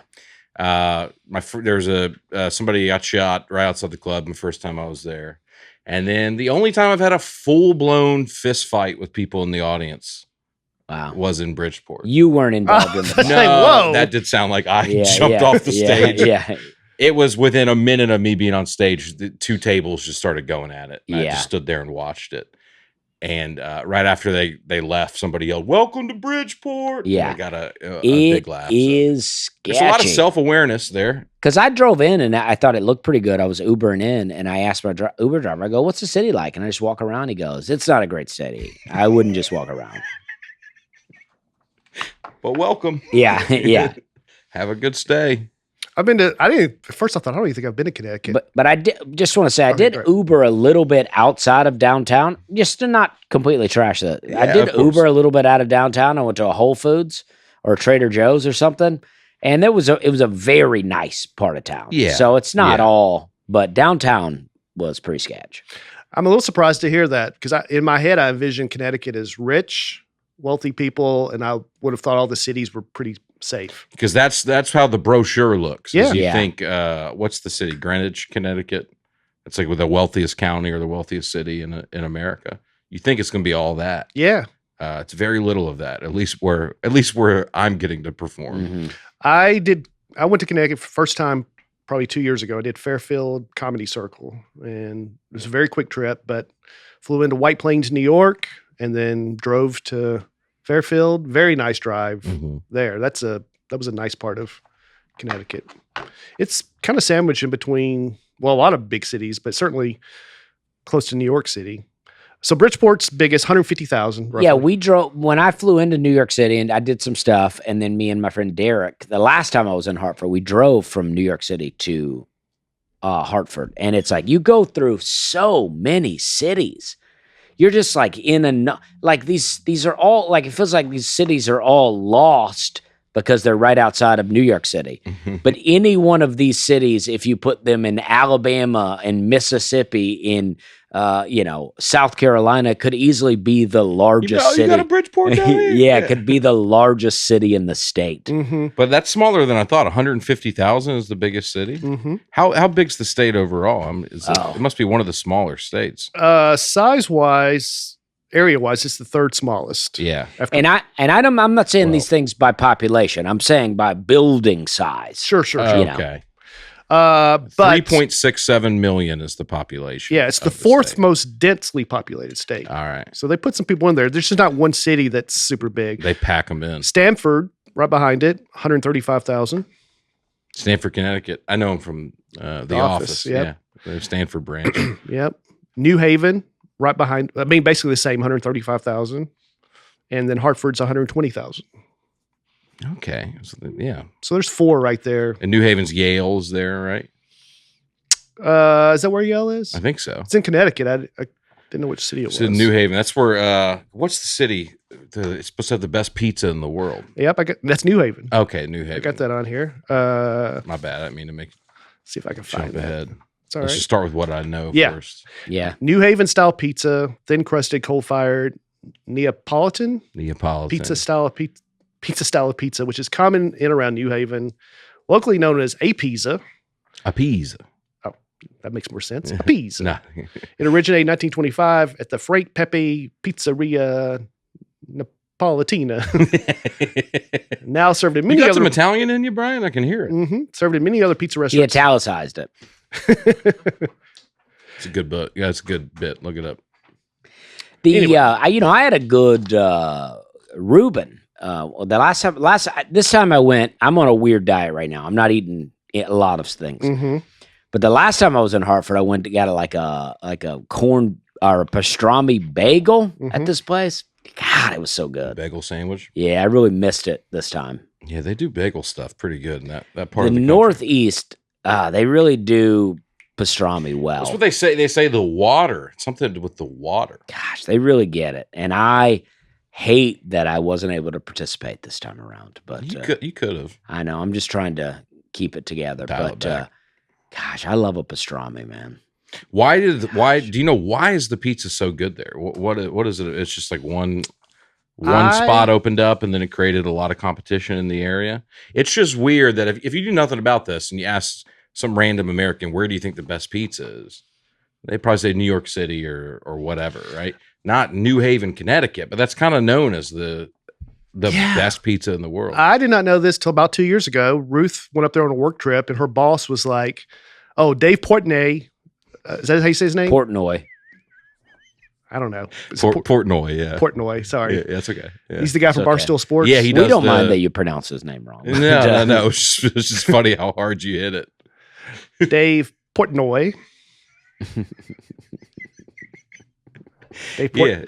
Portnoy. He does the pizza reviews. Yeah, I did not know that. But her boss was like, he ranked this place number 1, so we got to go. Mm-hmm. So that's when I'd never heard What of was her review? Ruth grew up in Connecticut. Oh, okay. She didn't know about this style of pizza though. I'm going to just stop you there, though. At the beginning of this, you said, I don't know anyone from Connecticut.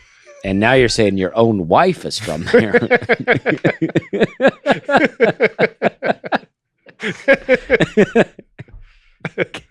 Okay, that's a fair point. It's a fair point, Dusty.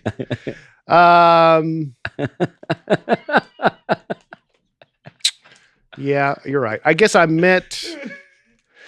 She spent a few years of her childhood there. Oh, That's not okay. where she claims Okay. to be from. But That's she fine. was there for like 5 or 6 years. We'll accept it. Okay, but that's a fair point. I'm from Connecticut. The state is named after the Connecticut River, longest river in New England, and that was named after. That's an Indian word, a Native American word, which means of God. Does it? No.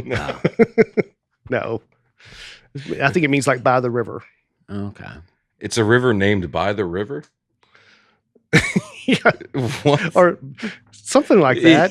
I don't think they named the river by the river. That doesn't make it. What Look would it the, up. What would the river be then? How can the river be by the river? A river can't be by the river. That's just two rivers. Yeah. Okay. The state is named after the Connecticut River. Okay. The name of the river is in turn derived from the anglicized spelling of Connecticut.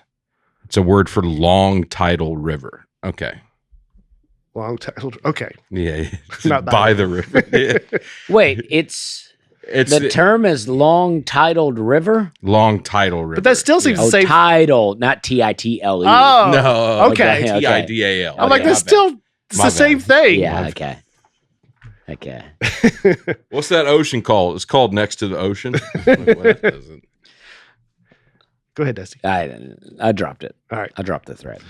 It's also called the Nutmeg State because there's a legend about its early inhabitants being shrewd merchants who sold wooden nutmegs as a scam. It's the unofficial but widely recognized moniker. I didn't know what a nutmeg was. I figured you used it daily. I don't know nutmeg. Really? I mean, I've heard the I figured term, you grew your own. It's just like a spice, some type. but what's its benefits? Tastes good. Digestive. Is it? I don't know. Everything claims to help digestion, but I can tell you, not everything does. Nutmeg, commonly used as food spices, have been traditionally employed for their psychoactive and aphrodisiac effects. Yeah, that's why. Though clinical evidence is lacking. High doses can cause serious toxic effects, including acute psychosis with risks heightened during pregnancy and psychiatric conditions. So get into it. Get into nutmeg. Sounds yeah, good. I'm more of a turmeric guy. I'm a salt and pepper man myself. Yeah, but, I like- my bad. you know, I like whatever. cloves. I get into put cloves in tea a lot of times. It has a distinctive pungent fragrance and a warm, slightly sweet taste. Is used to flavor many kinds of baked goods, confections, puddings, potatoes, meats, sausages, and vegetables, and beverages such as eggnog. Never been into eggnog. Really? Yeah. Even in your drinking days? I just No. picture you dress up as Santa and drink eggnog and walk through the streets of Charleston. Yeah, me too. Because you don't like anything Christmas. Well, no, when I was drinking, I was into Christmas. Yeah. Yeah. It's fun, right? Yeah. But I gave up fun a long time ago. But no, I was always into a bourbon, Okay. no matter the holiday. I also learned that nutmeg is a soccer term. If you kick the ball through the opponent's legs, and then, which I've seen, and then you come around still keep moving the ball, that's called a nutmeg. Huh. Is it really? That's what I read. Is that right? Whoa. How I've about never heard that in my life. Yeah, me neither. I couldn't tell you what the real nutmeg was till today. Let's be honest. Finding clothes that feel just as good on your couch as they do out in the world, nearly impossible.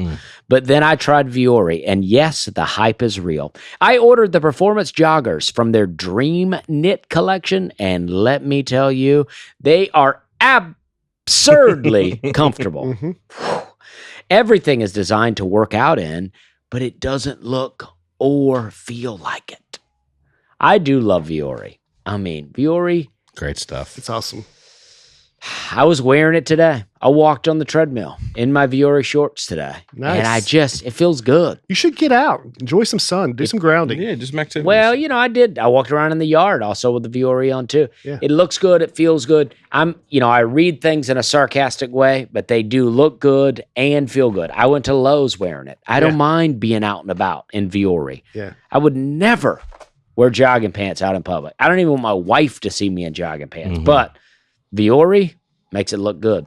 What I love is how versatile they are. I've worn them for early flights or when I lounge during the afternoons or even out for coffee without feeling like I was sitting in loungewear.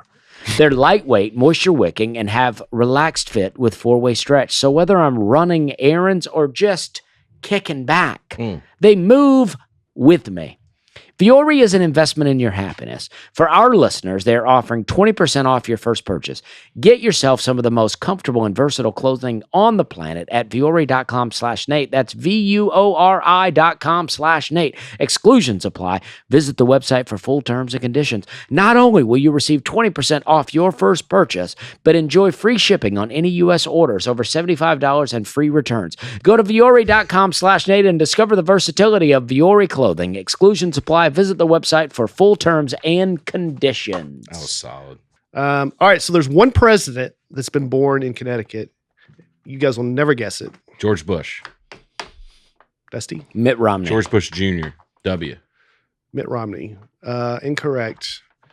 George W. Bush, that's Texas.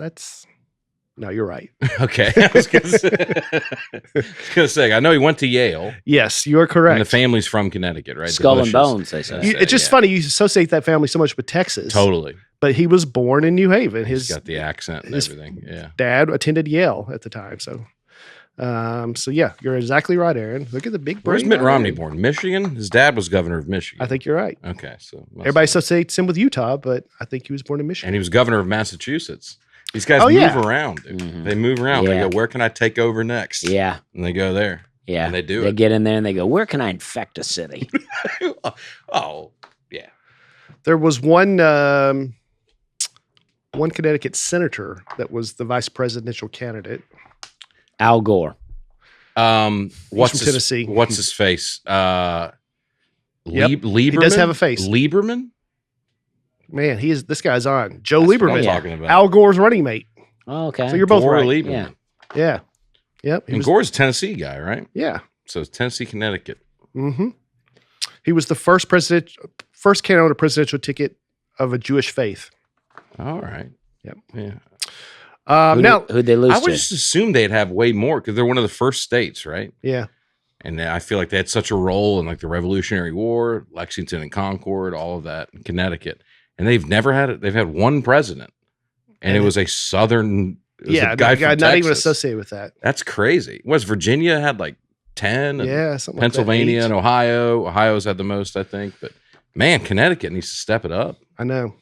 I think Virginia maybe has the most. Ohio, they call the I don't know, the den of presidents or something. Didn't we do an Ohio episode? We did. We did a Virginia episode too. I Mhm. think they both have a lot. Now let's get more interesting stuff. The Subway sandwich started in Connecticut. Yeah. All right, now Wow. we're back. Now we're back. What's your guys? I mean, I'm sure you don't go to Subway now, but when you went, did you ever go to Subway? Yeah, I used to tear up some Subway. What was your guys' go-to Subway? It changed for me at various times. For a while, I was a pretty boring turkey, cheese, lettuce, tomato. I love the sandwich. I think it tastes very good. And that actually is what I would get now if I went. With a Parmesan oregano bread, that's what they used to have. Very good. Yeah. But a meatball sub was crushing it back in the day. Yeah. Yeah. People always trash Subway and they go, the food's not good. And I'm like, that's kind of on you. Yeah. You're the one making it. Mhm. You know, you put whatever you want on it. Sounds like a you problem. But if all the ingredients are bad, you're out But of are luck. all the ingredients bad? Because There's- I make a pretty good one. There's a Subway in Lafayette, Alabama that's still pretty good. Why would that one be good? It is. Why It would is. the Lafayette, Alabama Subway be good? It's good. And Near the rest of them aren't. Because they care about it. You don't think they care at the back of the gas station by my house with the Subway?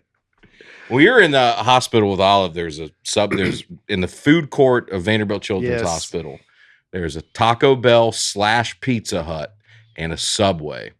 And I ate at that Subway so many times, dude. It was good, right? And it was pretty good. It was pretty good. I thought And it this was is good. not even when she was in the hospital. Yeah, now I just go back to eat. Yeah. This was years. They walked in for the first time. He's like, Yeah. guys, there's Taco Bell over here, Yeah. Subway here. Yeah. I would not recommend. That's Steve. He works in. That vending machine's it's not stocked usually, yeah. So it was founded by Fred DeLuca. The original was called Pete's Super Submarine Sandwiches in Bridgeport, Connecticut. After several name changes, it was renamed Subway in 1972. So these cities were like Bridgeport was really great at one point, is what I'm gathering. Still, honestly, still great. Yeah.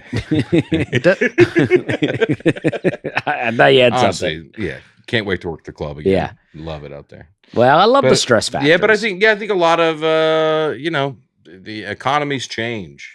yeah. And cities change. Well, that's what like when I pulled into Bridgeport, that's why I was looking at the buildings and I was like, this looks like a cool place, Yeah, and I wanted to walk around and explore. they make all the bridges here. And my And Uber ports. driver was just like, it's not. He did. I don't recommend you do that. Okay. But you're pretty anti big city anyway. Yeah, I mean, I'm feeling Civilization, unsafe yeah. everywhere. Yeah. I texted him something from the train in Chicago a couple weeks ago. He's like, "You're on the train in Chicago? Yeah, I was freaked out. We're going to a White Sox game. Is everybody in White Sox That jersey?" train is sweet. It takes you right to the stadium. Yeah. Yeah, I was freaked out. All right, Dusty, I think you'll like this. So Subway was owned for 6 decades by the family who founded it. In 2024, they were bought by a private equity group, Rourke Capital. Oh, jeez. So you know what that means? Just they're buying up the world. That food's going to go downhill. Well, yeah, of course. Yeah, Subway was great until 2024. But yeah, I mean, I would say, they say I don't know if this is true, but people say this, that 50% of all second generation businesses fail. And then on third generation, Titans. another 50%. Okay. So like majority of them, somebody starts it and then it doesn't last into the next. So to get to 6 is pretty great. Mm-hmm. But I would say by the 6th. Well, 6 decades, not 6 generations. Oh, That's okay. probably 3 generations. Yeah, so that by the third, they already forgot what made Subway great in the first place, and they go, "Let's see if we can't have the most businesses in the most restaurants in the world." They're already there by that point, by the time that they sold, right? 'Cause Yeah. it's like not even close. They have the most now. But I think, didn't they pivot as a company? Because I don't remember them as a young child. I don't remember them positioning themselves as a healthy alternative to anything. It was come get a delicious sandwich, right? Yeah. That was the whole point of it. And then Supersize Me and all of that, there was a culture shift Yeah, where we started to look down on those things. And Subway was like, there's a niche. Boo. Went I right remember there. I went to a Subway with my mom when I was a kid, and you could smell that bread, and I hated it. Really? I was What? like, "Whoa, this is." And Is that the one in Lafayette? no, this one was in Auburn, I think. Oh, wow. And I hated it. And then later, I started to go to Subway, and I started to really appreciate that smell. Yeah. But then that smell kind of went It away. was just the employees smoking weed. yeah. Where's that skunk smell? Yeah. Could be. This year, this is a big move. They switched from Coca-Cola to Pepsi. Signed a 10-year deal with Pepsi. Subway did? Yep. Wow. I don't know about Lafayette, That's a but big move. I'll tell you this. People told me that it's all about the diet because I mean, people will hate this. Coke and Pepsi, I can't tell a difference. Okay. They taste the same to me. But they say Diet Pepsi and Diet Coke is where it gets vastly different. In favor of which one? Everybody loves Diet Coke. Yeah, Diet Coke. Nobody wants Diet Pepsi. This has always been a very pro Diet Pepsi podcast. Nate, for whatever reason, is really into Pepsi products. I mean, look, it's Diet Pepsi on the road, right? that's all it is. I was that's what he complaining likes to to Chase drink. last night on the Yeah, bus. you- Do we not have anything on here not Oh, diet? I didn't know. It's crazy. I honestly did not know anyone preferred Diet Pepsi. Nobody really does except Nate. That's I what's didn't crazy. know anyone did. Yeah, it's all Fresca. It's no Sprite.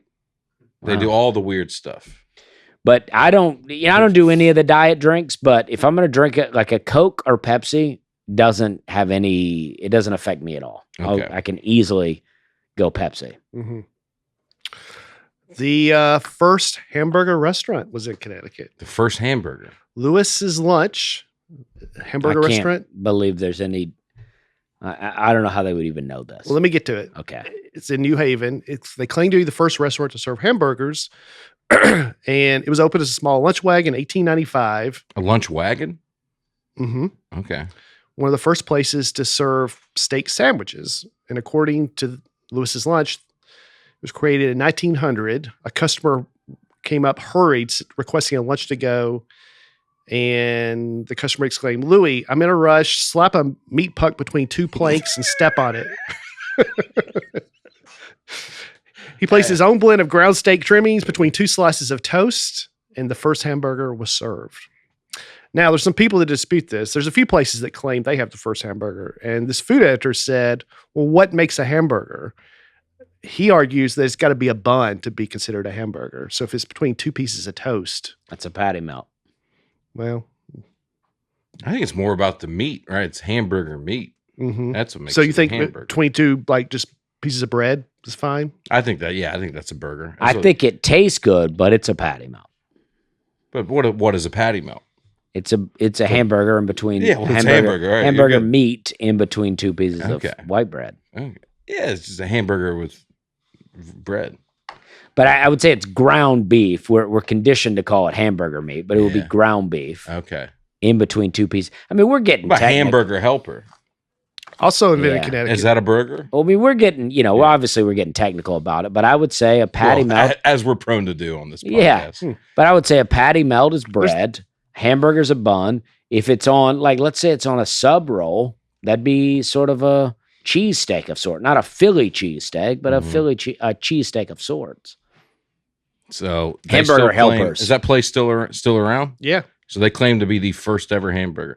Why was it called a hamburger? Isn't Hamburg a city in Germany? Yes. Mm. That's a good question. I don't know. And hamburger helper, my grandmother would make a dish called like goulash, Yeah, sure. Yeah. which would be kind of noodles and meat and stuff like that. And then Yeah. there's also another dish like that, I think. But so I think hamburger helper just capitalized on an old. Man, I hadn't had goulash in a while. That sounds good. Yeah, my grandmother didn't make a lot of things, but she did make a goulash. Should be a good Afghan. The term She did make hamburger originally derives from Hamburg, the second largest city in Germany. However, a specific connection between the dish and the city is the topic of debates. So many of these things, as we research stuff on the podcast, it'll just go, dude, nobody knows. Yeah, Nobody knows anything out here. because you got to think that when they started to grind meat like that, they would probably be like they would kill an animal. And then you would have these leftover pieces, and they would go, let's grind it up. Right. And they would find different ways to cook it. Mhm. Would you mind seeing if Lewis's Lunch has a website? Lewis's Lunch in Connecticut. Is it Lewis's Lunch or Louie's Lunch? Oh, maybe it's Louis. It's a burger restaurant in New Haven, Connecticut. Since 1895. It's got a real German feel about the building. Yeah, what do you call it does, man. And it's got these old school style pub tables. I like the look of I'm this in place. support of this It's place. a fun hang. it I'd looks like to go eat there. It has been serving Louis Lunch has been serving a classic hamburger sandwich Mm. to customers from across the United States. If you're from another country, don't bother coming. Family owned and I added that part. Family owned and operated. We are currently run by the 4th generation and are one of the oldest family run businesses in the country. Let's take a Nateland trip to there and All eat a right. burger. Yeah, sounds good. During the eclipse. Our restaurant prides itself on staying true. No. Let's take a trip and go Okay. eat a burger. All right. Recognized by the Library of Congress as the birthplace of the hamburger sandwich. I haven't eaten much today, so I'm like particularly You're like, like, let's I go could- there right Sounds now. good, Yeah, doesn't I it? could get into it. Yeah. Yeah, I agree. Yeah, this place looks awesome. It does look awesome. They are committed to serving a classic hamburger. That's interesting. Yeah, you're a hamburger place. We're committed to serving hamburgers. Well, it's very Well, honorable. They want to make sure they don't get modern with it. Okay. Committed to serving a classic. Okay. Did you have a go-to Subway order? Or did you mix it up? It's a loaded question, dude. It's a loaded question. I'll tell you what I get. I get I can get a 6-inch Italian on wheat with provolone, toasted, chipotle mayo, banana peppers, jalapenos, lettuce, salt, pepper. That's a good order. Yeah, Wow. with a cookie and a Diet Coke.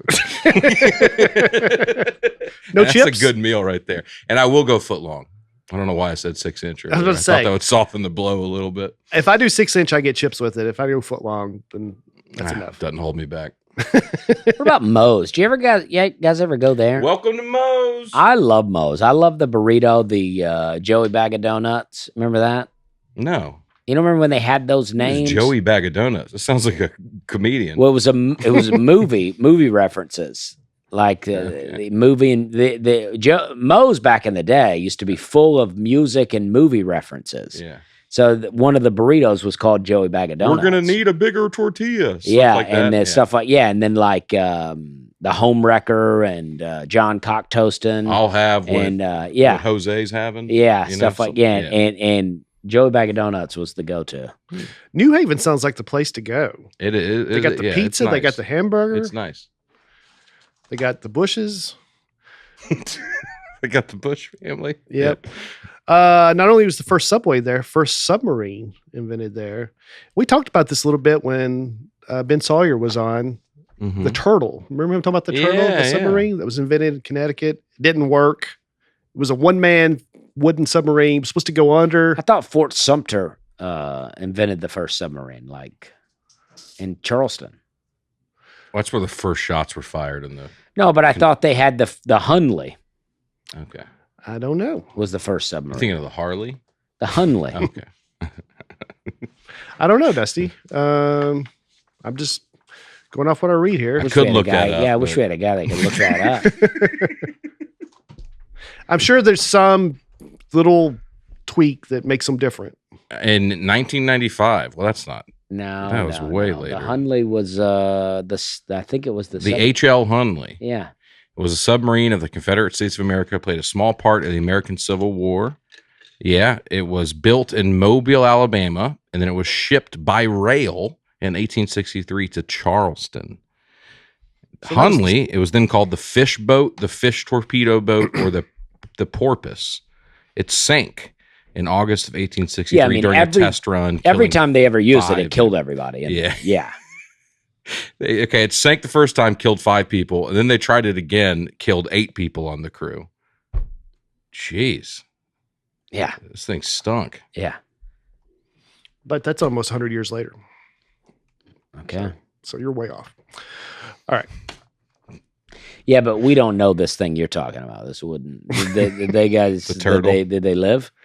It didn't work. The plan was for the guy in it to go underneath the British ships and put a bomb attached to it, and it never worked. Mhm. Yeah. I don't think anybody died, but I don't think they killed anybody either. I think Yeah. it just So at least the Hunley worked. Well, They were able to use it. I mean, they never could come back up. They all Mhm. died, but mhm. it worked. Yeah. Yeah. The first telephone book published in New Haven. Wow. You know, I was thinking about this. You're probably too young for telephone books. I remember phone books. They were such a big part of my childhood. And they talked about how a lot of it was just instructions on how to use a phone. Nowadays, any new technology we have, we can look it up on the internet, how Mhm. to use it, Mhm. or somebody else can look it up and show us how to use it. But back then, you got to have somebody tell you. So people were getting phones and weren't knowing how to use them. The yellow pages were great. Why would you want your phone number listed? Did you have to opt out of having your number listed, or did you have to opt in to have You had it to opt listed? out. Mm-hmm. Okay, why would you not opt out? What was the benefit of having Well, your number? we had a bit of a more high trust society, I think, and people could, like you go, what's Ed's number? And then you just pull out the phone book and you go, Right. here he is. So you wanted to be friends and family that Yeah. would find you. Any- You weren't trying to anybody- have strangers, anybody. but why would you want a stranger to know your phone number? I mean, that's a great question. I had a joke about how we've changed so much. Now you like get so mad if somebody tries to get your phone number. Oh yeah. And we published it and wanted it to be right, and our address too. But it's like we kind Crazy. of do it now with social media, where people can just find you and That's true. message you. Mm-hmm. Back then, it just was your home phone and address. Yeah, I lived in a small town. Everybody kind of trusted each other, and Did you ever do prank phone calls as Yeah. a kid? a little bit. yeah. I What- mean, it was. What'd you do? Who'd you call? Just random numbers you call? was Yeah, it we people you mainly knew? just call, and sometimes we would call and like try to just talk to the people, like just a friendly conversation. but like make it seem like we knew them. Oh, okay. Yeah, because then there's landline, right? Yeah, So there's probably multiple phones in the house. We'd all get on. So even if we're not talking, we're listening Yeah, and everybody can laughing hear and it. snickering Uh-huh. through the whole thing. Is your refrigerator running? The first telephone directory consisted of a single piece of cardboard, listed 50 individuals, businesses, and other offices in New Haven, Connecticut that had telephones. Didn't list their numbers, just listed that these people have a telephone. Okay. And then later, they put out a pamphlet. Why was it on cardboard? I'm just like a homeless guy keeping track of it. Why I mean, I put it think- on paper back then. Maybe to make it a little bit more sturdy. All right, or just put it, tape it to the wall or something. I don't know. There's a I looked it up. There's photos of the first phone directory. I don't know. Oh yeah, because there probably weren't even that many people to call. But then Probably- eventually, came down to they got 391 subscribers, pay $22 a year for the service, which sounds like a lot back in Yeah. 1878.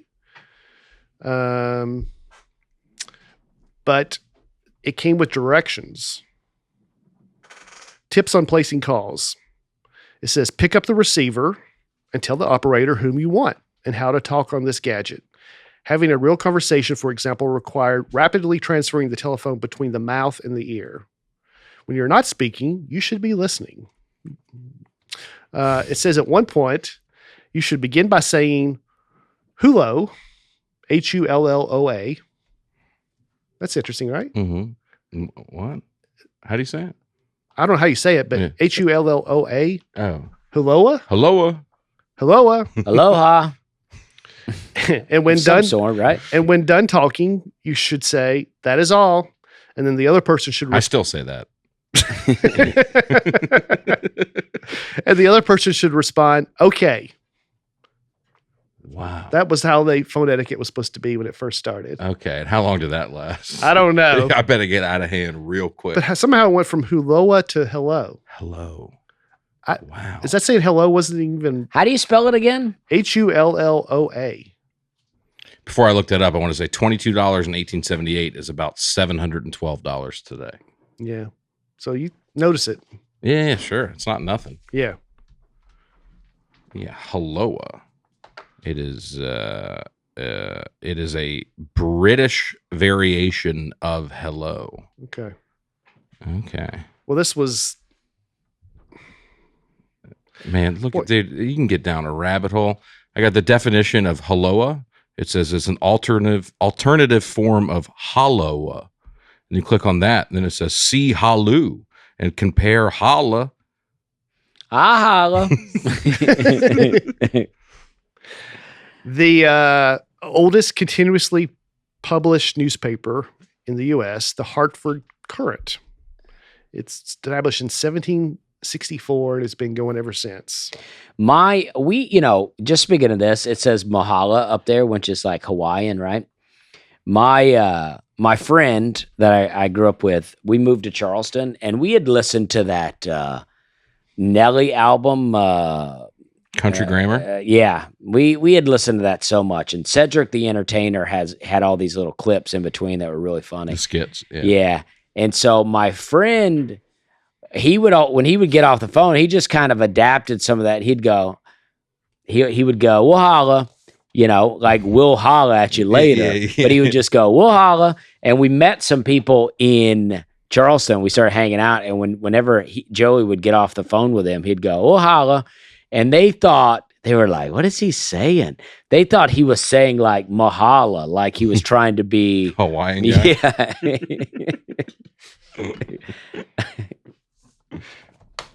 Yeah. Brian gave me a real disgusted look. I'm like, geez, man, I'm trying to be entertaining here. Come on. No, I'm sorry. I was looking at something here, so Yeah. I didn't hear all that story. That's okay. Yeah, that's all Can you right. tell it again? First speed limit passed in Connecticut, 1901. It limited motor vehicles to 12 miles per hour in cities and 15 miles per hour on country roads. Hmm. This is when most people are on horse and buggy, horses, walking. You can't be going crazy. Mhm. What do you guys think on the interstates? What should the speed limit be? Do we have it right? 55 to maximize fuel efficiency and to keep us competitive in a global market. I think And that to is right. lower our dependence on foreign oil. I think 85. 85. Yeah. Didn't they change it to 55 during the Cold War? I think we talked about that. Yeah. Or maybe, somewhere. There's some kind of fuel shortage, and they were like, you got to get to 55. I was going to say maybe even World War II, but maybe it was. I think mandatory. We teach it's mandatory driver's ed. and we teach people to stay out of the fast lane if they're not passing, that it's the passing lane, to stay out of it, and then 85. Then traffic would move along great. Just on the interstate, not everywhere. On the interstate. Oh, and okay. obviously, even on the Not interstate. through school zone. Or No, 85. obviously, even on the interstate, there will be times where it needed to slow down. But when you're on a long stretch, and then like you could get a ticket for just riding in the passing lane. I think there should be the threat of a ticket for just riding in the passing lane. Mm-hmm.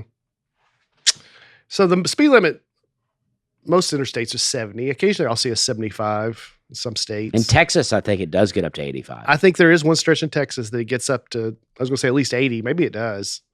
Parts of like Route 66 aren't there? Isn't that pretty high? I don't know. When you're just like middle of nowhere, you're like, what are we doing? Might as well just go 100. Dude. Yeah. But even you agree. I mean, you just said it's got to be some limit.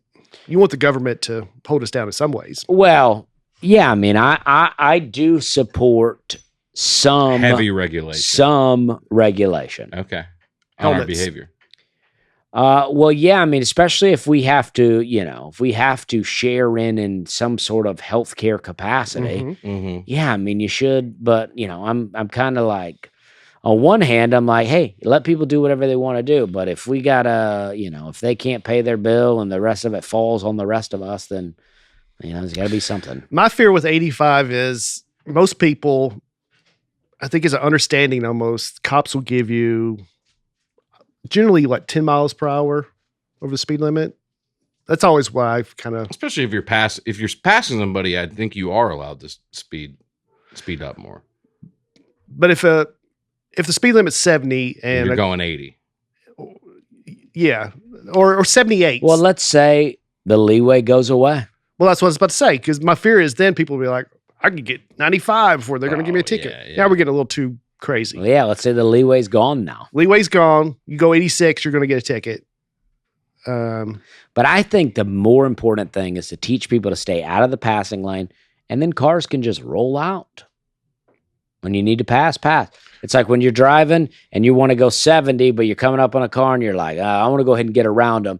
Go ahead and punch it up to 80. Get around them and then slow back down. What about when there's more than 2 lanes? What do you teach them to do? I think this is my own philosophy. I think still the right lane is the slow lane. Yeah. But the right lane is often the exit lane for people. Yes. So sometimes, but I still think we got it. You try to stay in the right lane, but a lot of that slow traffic's going to end up in the middle lane Mm-hmm. anyway. So the far left is still the passing. Okay. But you will pass people on the right-hand side if you get the chance, right? If I have to, yeah. Yeah. Yeah, what's wrong with that? Well, I don't think It's there's not anything. ideal. I don't think there's anything wrong with passing in the right-hand lane. Mm-hmm. I don't think you're supposed to pass them. You're not supposed to pass to. people on the right. It's But dangerous. I don't think there's anything wrong with it, in my opinion. If someone's just parked in the left lane, then Yeah, you got to get around them however you got to get around them. yeah. I prefer to flash your lights at them and honk at them until they get over. But Did you just have a road rage incident? I don't think so. Did I? It's been months. Yeah. Yeah, I guess it has been. You're talking about your podcast with your family and Oh, You that was, okay? that was a long time ago. okay, yeah, it's been like 2 months. Guys, that was this summer. I'm a different man now. All right, here's a kind of crazy story. I don't even know if so these new parents, August 1987, took their 19-day-old daughter to Harlem Hospital in New York City with a high fever. A nurse there who had suffered a series of miscarriages and was desperate for a baby, or a woman desperate for a baby, posed as a hospital nurse, walked out of the hospital with the little girl hidden from view. The parents desperately searched for their daughter over the years. This little girl was raised by this woman in Bridgeport, Connecticut, 45 miles from New York City. Wow. As the little girl grew older, she began to suspect that this woman wasn't her real mom, launched her own investigation. After contacting the National Center for Missing and Exploited Children, she was reunited with her parents in January 2011. Wow. How old was she when she reunited with them? 2011 it happened. And 1987 is when it happened. 24. Yeah, something like that. Wow. Mm-hmm. Isn't that crazy? That is crazy. Yeah, what if she meets her birth parents and she's like, yeah. I'm good. There's just not a vibe. Well, at 24, I guess you can go back to the other lady. Yeah. Well, the other lady went to jail, Oh, yes. rightfully so. But that's been your mom. That's been essentially your mom for 24 years. I wonder if she still has a relationship with this woman. But did she try to get that lady arrested before she met her original parents, you think? Like, did she meet them and go, okay, they are better. Let's send her to jail. I think you got to confirm it first. Yeah. Yeah. You can't just go, I don't think this woman's my mom. Can you come get her? No, I'm saying, does she go check with the original parents and see if she likes them first? Oh, that's very funny. You know? Before she turns her other mom in, Yeah. she does like a 2-week trial. Wow. Is there any other story? I'd love to hear more of that girl's story. Yeah, I mean, they made a Lifetime movie about it, but I don't know. You don't have the name of the movie? What's the woman's name? Carlina, let's see here, Tyson? Yeah. The kidnapping of Carlina White. Carlina White. Yeah. She kind of a crazy story. Long Wikipedia page. I recommend you read it. Is that the lady that was arrested? This made you think it's kind of a crazy story? After what I told you before, didn't? No, I'm saying go. I mean, I wasn't able to say anything that quickly. So I'm just saying go check it out. After being reunited with her biological parents, Carla White's attorney advised her to have them ask about the cash settlement from the hospital. Yeah, so the hospital's liable too, because you shouldn't be able to just pose as a nurse and steal a kid, so they could sue the hospital and make a ton of money. They both confirmed most of that money had been spent before they reunited with their daughter. So they sued and they got the money, spent most of it before they met their daughter. Set up it's an interesting story. I'm sure though, but 24 years, I mean, I give the parents the benefit of the doubt there. It's like you lost your daughter, 24 years has gone by. It's like spend the money, right? Yeah. Surprised any of the money was left. Yeah. Just so sad to think about. Yeah. Wow. In May of 2011, by the following July, she became estranged from her biological parents. Wow. That's tough. Whoa. Okay. She said she had okay. There's a lot of information to distill and say on the podcast. Just go check it out. It's a fun story. I got to think though, if that hadn't happened to her and they built a normal relationship, that she wouldn't be estranged from them. Well, hopefully they made up. You know? Yeah, I mean, who knows who the woman was that took her? I mean, maybe, she just... Well, we do know. Well, we do. I'm saying, though, you don't know about her. Yeah. You know her name, but... Yeah. I mean, she was desperate for a baby, and she really was. It's crazy. Oh, she was portrayed by Keke Palmer in the Lifetime film Abducted. That's the movie. Abducted, the Carlina White story. Pretty crazy. Wow. All right. So another thing Nate had us do. Sherry Shepherd. Sorry. Sherry Shepherd's in the movie. Yep. Roger Cross. Yeah, but we know Sherry Shepherd. Yeah, she's comic. Yeah. So Nate wanted to watch a horror movie, and I guess he chose The Conjuring. Okay. Jeez. Now, I hate horror movies. I kind of later learned This is the new one in theaters? No. This is the original. Okay. But I haven't seen any of them because I don't like horror movies. Yeah. And I sure don't want something like that. So we watched it. He had everybody turn all the lights off and everything. Jeez. And I mean, more fun. Yeah. Chase was crying. I shut my eyes through half the movie. Anytime any scary thing was about to happen, I just shut my eyes. Yeah. I didn't want to see it. I support you. I basically did. Yeah. I support you. But I say all that to say, in the movie, have you seen it? Mm-hmm. There's this couple that's the paranormal investigators. They have a little... It's based on real people. Based on real people. Yeah. They have a museum, a little paranormal... In the movie, it shows the Annabelle doll. Mm-hmm. That's in Connecticut. That's right. All this is in Connecticut. And you know who just bought that whole thing? I do. Do you know, Dusty? Matt Rife? Yeah, Matt Rife just bought the Conjuring. Bought the museum. Bought the museum in Monroe, which has the doll. Yeah, it's very sad. I hate that for him. Yeah, do you know why he bought it? I think he's just interested. He's just in really that interested. Stuff. And I think it was having financial troubles, and he's like, "Oh, I can step in and save it from bankruptcy or whatever." Yeah, I guess there was a rumor that the Annabelle doll had disappeared. And then it just popped back up. Yeah, it's a Raggedy Ann doll in real life. But Creepy looking. Yeah, he bought I that. say burn it to the ground. Now in the movie, there is a guy who comes and asks, "Why don't you just destroy all these?" And he said, "Well, you destroy the vessel, but you wouldn't destroy the demon. It would just go to something else. So it's almost like it's keeping it trapped. You got to keep it in. If Like you the burn genie in it, the bottle. that just it goes up and gets in the atmosphere, and then the whole planet becomes. I don't like it. possessed. I don't even like talking about it. Yeah. Yeah. I'm sorry, Dusty. All right, let's talk about Dusty's top 5 country songs about Connecticut. Go ahead, Dusty. Well, it wasn't prompted, and none are coming to me right offhand. I did look up some Connecticut. There's nothing that I even knew. Ben Folds has a song. Okay. Nicki Minaj has a song where she mentions Connecticut. Yeah. A couple other things. Sports is what I was going to actually get to.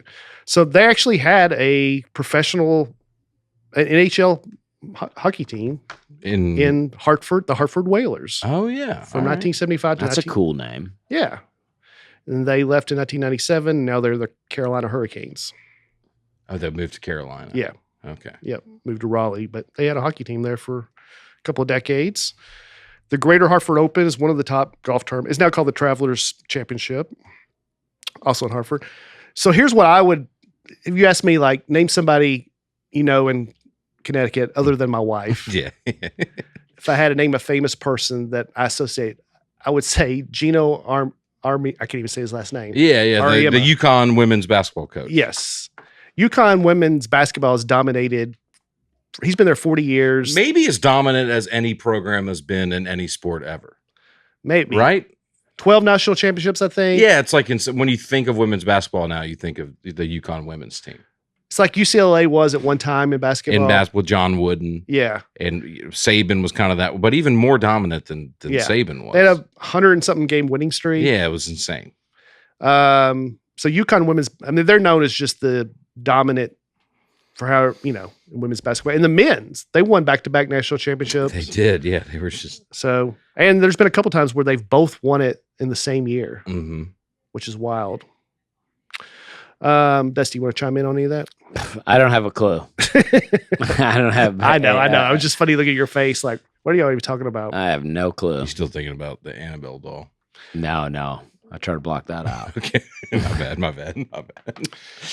The game is the biannual, well, I guess it's annual game between Yale and Harvard. It's biannually, what's the word? Biannually? Biannually? Is that how you say it? Spell it? Biennially. Biennially? Biennially. I've never seen that word. Biennially. It is once every 2 years. Wow. You learn something new every day. Yeah, how about that? Biannually would mean twice a year, right? But biennially, once every 2 years. It's the second oldest college football rivalry in the country. What's the oldest one? Army, Navy? No, I think it's, God, I've seen this. It's two little colleges. It's up in the Northeast, but I forgot what it is. Two kind of nothing schools. Just so everybody doesn't comment. Colgate and Dartmouth or something. It's something like that. Would you mind looking up? Yeah. The oldest one, Yale. Okay. Oh, Yale Princeton. I guess I was wrong. Yale versus Princeton. Well, yeah, it's all fake information. Who knows anyway? I was thinking it was somebody else. Okay. Some famous people from Connecticut. Seth MacFarlane. John Mayer. What's your favorite John Mayer song? MacFarlane's from there? I always assumed Rhode Island because Family Guy takes place in Rhode Island. I know he went to school in Rhode Island. John Mayer RISD, had a song I really liked. John Mayer's got. I know you. Hundreds of I know you. What's your favorite John Mayer song? It depends. It's very fluid. Stop this. Just like Subway. Stop This Train is great. Edge of Desire is an unbelievable song. There's so many good ones, dude. One of the best songwriters, guitarists of my generation. Mm-hmm. And then he went to. I don't trust myself Berkeley College. with loving you. I think it's a great song off the Continuum album. Yeah, I think that's the one. I haven't listened to it in a long time, but I think that's the one. I'm going to put you on some John Mayer. I got a lot of good songs. Yeah. He does a lot of country stuff now. It's just become part of like what he Well, does. I liked him with Dead and Company. Okay. I like that stuff. You don't like the country stuff that he does? I don't know the it. countryish stuff. I don't showed know it to you. You didn't like it. Oh, okay. Okay. Yeah. Well, yeah, then. I'm just trying to jog your memory a Yeah. little bit. Michael Bolton, more my generation. Michael Bolton really took a beating for no reason, didn't he? Because of Office Space. The Office Space Yeah. didn't help. I think it was already. He was already, but that didn't help. But he had a resurgence for my generation with The Lonely Island. Mm. The Jack Sparrow song. That really brought Michael Bolton back. okay. And I think he kind of Yeah. shifted things back to he's Okay, cool good. again. All right, we can wrap up there. All right. That's what, yeah. I mean, nothing says the podcast is over like bringing up Michael Bolton, huh? All right, Meg No. Meg Ryan. Meg Ryan's Ah, Okay. And I'll see have her- what she's having. Yeah, Yeah. It's Okay. a full Well, circle great. moment. Well, we've already pitched our dates, but I'm in. I'd like to do it again. I'm in Wilmington, North Carolina, October 17th, and then October 18th, I'm in Richmond, Virginia. What about you, Brian? Brian Bates here. Brian Bates speaking. Is that what you say? This is Aaron Weber, by the way. Oh, this is Brian Bates, by the way. Yeah. This is breakfast. Brian Breakfast Bates, by the way. Breakfast is Why they call you breakfast? because it's the most important meal of the day. Best meal of the day. Oh, best is what meal I of the have day. to say. Okay. Big all Bad Breakfast. Yeah. This weekend, Friday, October 10th, Brunswick, Ohio. Saturday, October 11th in Willoughby, Ohio. Then Rochester, hopefully October 30th. And November 7th, I'm in Leamington, Canada for the first time. That's nice, man. Yeah. You're going to enjoy Canada. This weekend, it's Aaron Weber, by the way, October 10th and 11th, Huntsville, Alabama, Levity Live. You're going to love it. Thank you. Yeah. Will I? Have you been to Levity Live? I haven't been to since the full rebrand has taken effect. I haven't been. Drinks there. and food are I've now heard that lower drinks price. and food have gotten a lot cheaper, Yeah. and that's really exciting. Levity Live this weekend, Huntsville, Alabama, Rocketown, Heart of Dixie. Come on out. And then next weekend, Charleston, South Carolina. I'm going to go check out the submarine, check out the Hunley while I'm out there. I'm at Wits End Comedy Club in Charleston, South Carolina next weekend, October 16th, 17th, and 18th. God bless America. What Thank is you for that? listening to the Nateland podcast. Abigail just showed up with an animal Oh. that I'm guessing Dusty is not going to like. No. not a chance. What's the cat's name? I'm not going to like it either. Her name's Modesty, but we call her Maud.